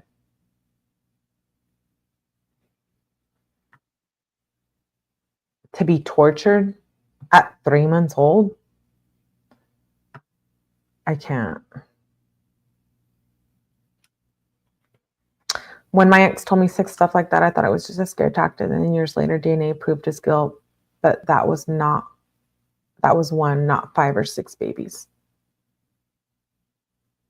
In December 2017, the Yolo County District Attorney's Office contacted DOJ and asked that they conduct some familial DNA testing in the case. In August of 2018, DOJ recontacted the Yolo County's Coroner's Office and stated that they had found a paternal match with Paul Allen Perez with the date of birth of May 11, 1962. Once investigators had the father's name, they located him in prison and authored a search warrant for his DNA to make further DNA comparisons. After discovering who the father was, detectives went to interview the defendant. The defendant denied having any children with anyone except Redacted. The defendant also denied being married to Redacted. The defendant claimed that his girlfriend accused him of rape because of an argument he had with her and that he had just pled to a sexual assault charge in 1990 so she would not have to testify. The defendant became upset when talking about having to register as a sex offender. Detectives then took buccal swabs of the defendant. DOJ did further confirmatory testing using the sample taken from the defendant as a result of the search warrant. The further testing confirmed the initial results that the defendant was the father of the child whose unidentified remains had also been discovered in the canal. Also figuring out that the defendant was the father of that child, investigators started interviewing family members and friends to try and figure out how many kids the defendant had. During that investigation, they located the defendant's first wife, who had 3 children, of whom all were still alive. Investigators also interviewed the defendant's sister. Both Redacted mentioned in the interviews that after the defendant had separated with Redacted, that he may have had another baby that died.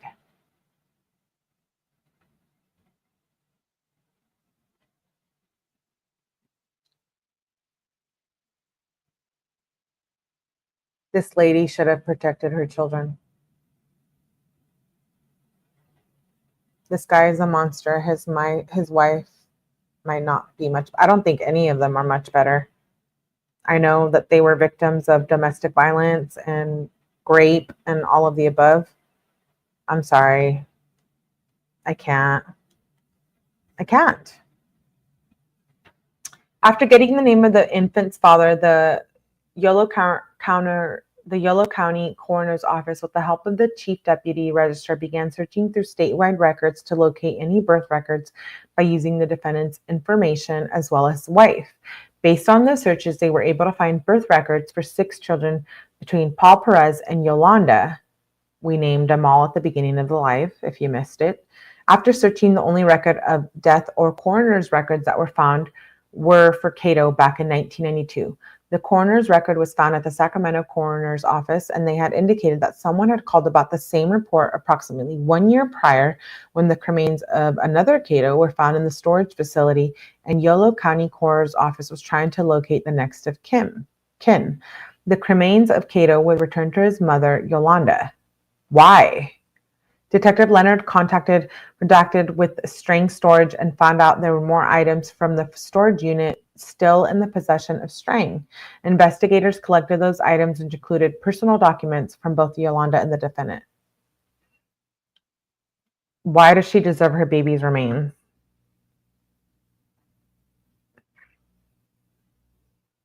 Investigators also try to look in other databases and records to find any documentation of the children. Detective Leonard searched Accurate, a database that compiles different statewide information, to find familiar information of the defendant.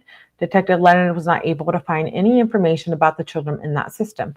Lieutenant Jen Davis tried to find any school records or medical records in the state of California associated with any of the 6 children, but was unable to find records for any of the children other than Brittany. Lieutenant Davis also searched tax records, and none of the deceased missing children had ever filed any taxes under their names. Next, Lieutenant Jen Davis searched Child Welfare Services records and did not find any records for the children other than Brittany. Detective Leonard was also reached out to Redacted to CSW to look into their statewide CSW database and statewide MEDS government assistant records. Though those searches, Ms. Redacted was able to locate some CWS, MEDS, and Social Security information. Yolanda, redacted, but not any of the children. Detective Leonard also began searching locally through Tiburon, which is a Yolo County Sheriff's Office database. Davis Police Department, Woodland Police, Sacramento, Sacramento County Sheriff, Sacramento Police Department, as well as local court records. Detective Leonard also searched nearby surrounding agencies, including Merced, Fresno, and Kern County. Detective Leonard was not able to find any records of the children through those searches. Next, Detective Leonard searched the Department of Motor Vehicles and found that none of the children had applied for children's licenses or identifications, and the department had no historical data on the children. Detective Leonard also worked with the Social Security Office to do a nationwide search of the records. That search only found Social Security numbers for 2 of the children, but no information for any of the 3. One of the Social Security numbers was found for Redacted, and the other Social Security number was found for Redacted, Nikko and Micah. After getting these Social Security numbers, Detective Leonard tried to see if there were any employment records associated with them, but he did not find any other records associated to that number, just the number itself.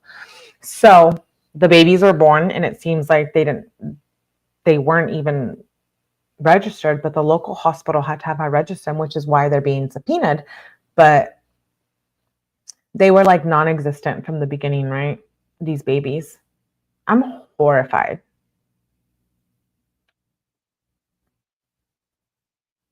He should get the death penalty. And Yolanda, where are you at? You need to be brought in here, Yolanda. We need to talk to you. We need to talk to all of you.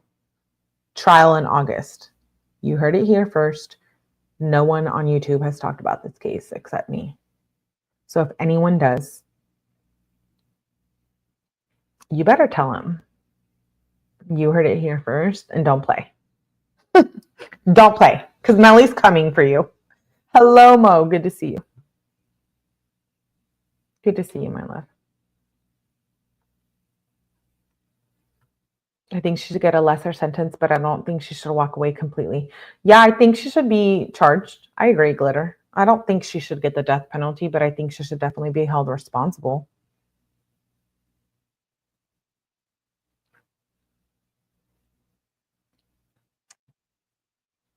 Why not? Like, there's so many moms that want those babies. You know what I mean? Like, try to have babies.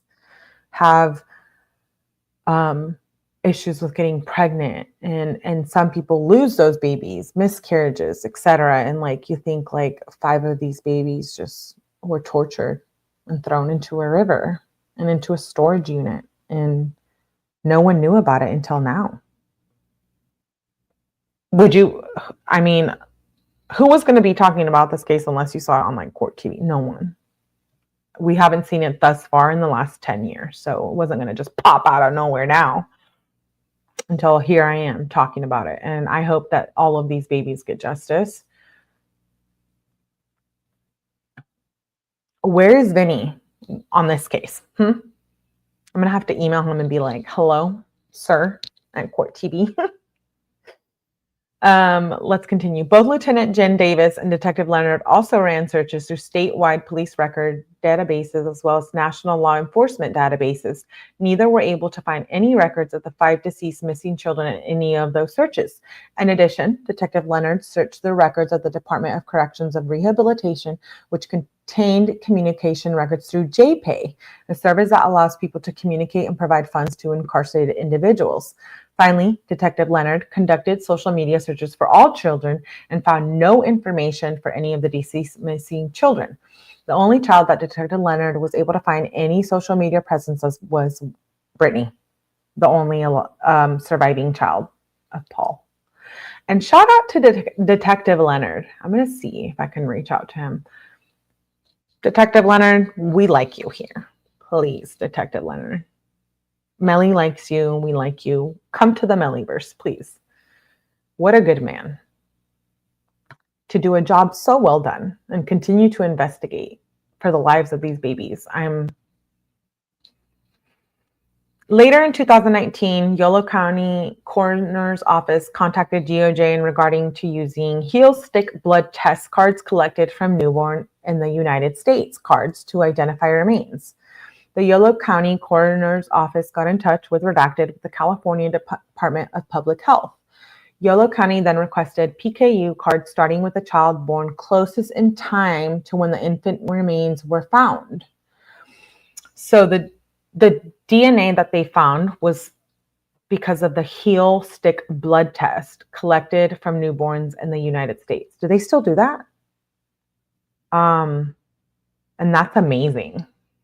To think something like that would put you in the database and they'd spend years before. Now it's different. DNA and science is different now in 2025, but this is like back in 2000, 2001, 2004. Technology only advances, right, as time goes by. So Yolo County then requested PKU card. Okay, we read that part. Yolo County received the PKU card for Kato and sent it to the DOJ for DNA comparison and received notice from the DOJ that PKU sample for Kato was not a match to the unidentified infant. However, he was a biological son to Paul and a biological brother to the unidentified remains, which was baby Nikko. Yolo County requested the PKU card for Nikko and sent that to the DOJ for DNA comparison, who was also not a match to the unidentified infant. However, he was a biological son to Paul Perez and a biological brother to the unidentified infant remains. Yolo then received the PKU card for Nikko and sent that to the DOJ for DNA comparison, who was a match. After the DOJ confirmed that the unidentified infant remains belonged to Nikko, Yolo sent the PKU card for Micah. That testing revealed that Micah was a biological daughter of Paul Perez and the biological sister to Nikko and the other Nikko and Kato. Finally, DOJ received a DNA sample that was taken from the suspected mother via search warrant. That sample was also analyzed and revealed that Yolanda Perez was a biological mother to 4 of those babies. In December of 2019, the investigators did a wiretap on Yolanda and Brittany's phones and social media. Detectives also interviewed a large number of witnesses over the next 4 years and continued to search for the bodies of the missing babies. During the investigation, it was determined that 2 of the other babies, Micah and Nikko, may have been disposed in the same way in the Conway Canal in 1999. Based on those statements, investigators conducted 2 separate searches of the Conway Canal in efforts to try and locate the other infants' bodies. The first search was in January 2020, and the second search was in March of 2020. However, despite both searches, investigators were not able to find any additional human remains. In 2023, the FBI and the Yolo County District Attorney's Office conducted a search of almond orchard in Fresno that investigators were led to by Yolanda Perez. It is believed that the babies had been buried there by the defendant. After 2 attempts involving the FBI and the Fresno County Sheriff's Office, nobody was located. Through investigation, it was determined that a year or 2 prior, the field soil had been torn up to change from a grape vineyard to an almond orchard, and that the ground was tilled using a, is that a ripper? And we covered the charges in the PowerPoint, so I'm not going to go through this part of the document. But at least you know the charges. We already went through them if you missed it at first. There's a lot of redacted. These are the charges: murder, murder, murder, murder, enhancement, enhancement. We read through those. Case enhancement, torture, habitual crimes, aggravating factors. There's civilians. They've been redacted. Professionals. All of the names of the people involved with the case. I'm not going to show that.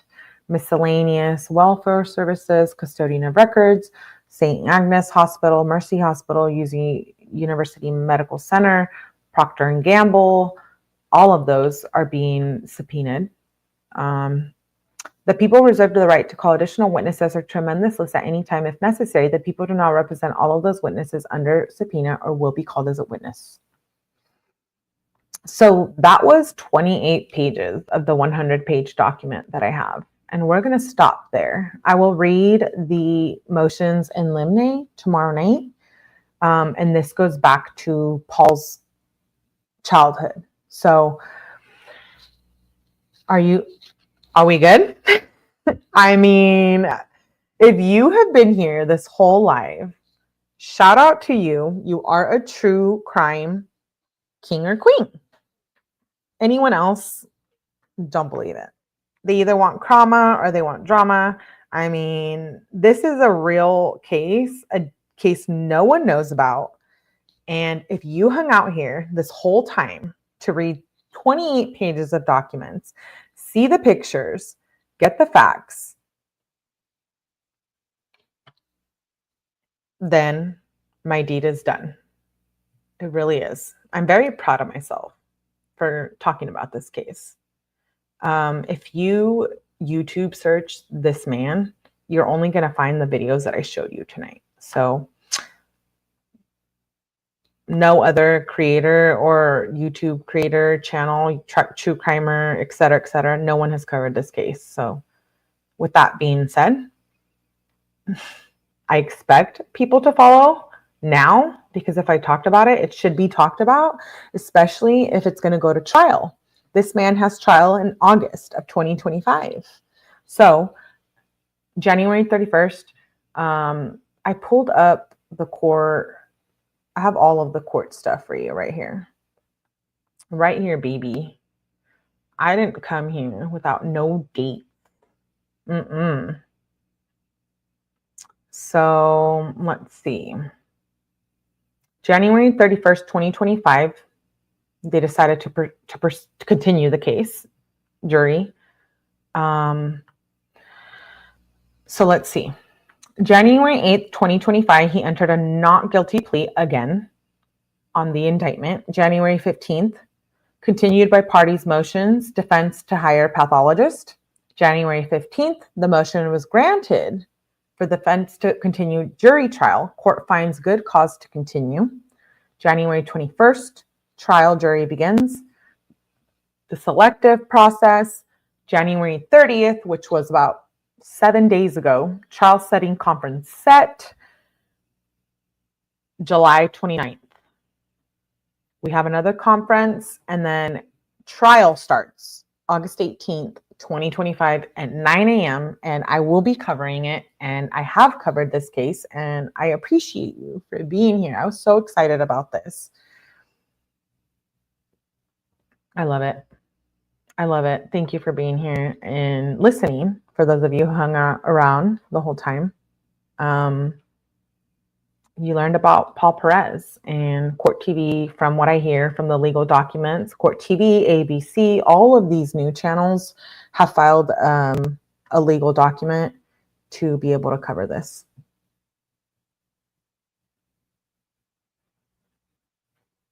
And no one has covered it until now. So my heart breaks for those babies. I hope that they're resting in peace. I hope that they find the remains of, let me pull up the 3 missing children right here. So he's accused of killing 5 of his 6 children between 1992 and 2001. They were all younger than 6 months. Nikko Lee Perez was the one who was identified in the SLO on November 8th, 1996. That's where he was born. That's what year he was born. Kato Allen Perez was born in Merced in 1992. Both of their remains have been identified. The remains not located are Micah Elena Perez. She was born in Merced in 1995. Another Nikko Lee Perez, she was born in Fresno, 1997, and Kato Crow Perez, born in Fresno, 2001. So I hope that they can find those babies' little bodies, and my heart breaks. I can't say enough about this case. It makes me want to cry. Makes me want to cry.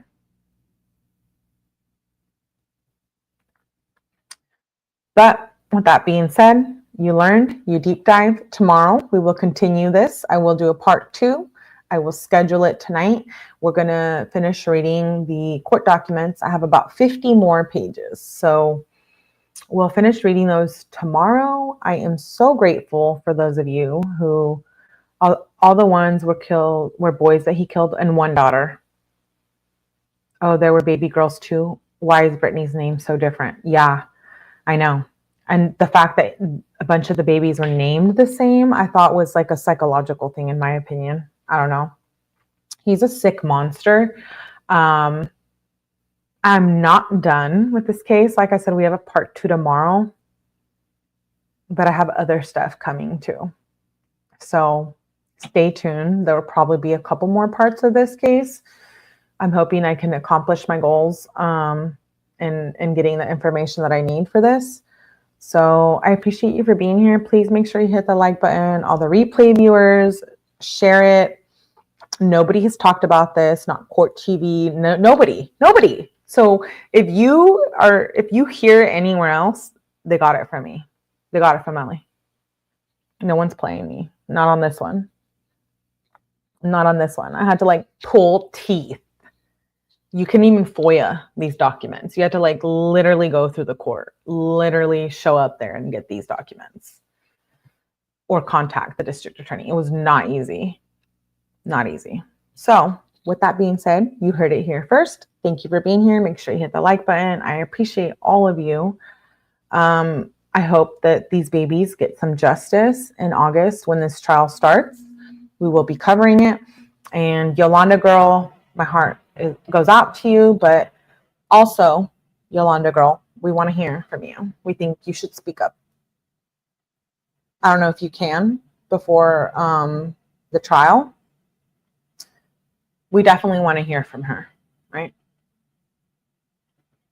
So we'll see where this case goes. We'll be back tomorrow night to finish the court documents, and then hopefully I have something in the works regarding this case. So with that being said, I appreciate you guys for being here. Make sure you hit the like button. I love you all. Thank you for supporting my channel, and I will see you on the next one. And if you were here for part 1, please come back for tomorrow night and finish covering the documents. And then I have 2 more new cases that we're going to talk about this weekend. And then I want to review 2 older cases. So we have a lot of true crime coming up this week, and I appreciate you for being here. Yes, we have questions, Yolanda. I will see you guys on the next one. Bye.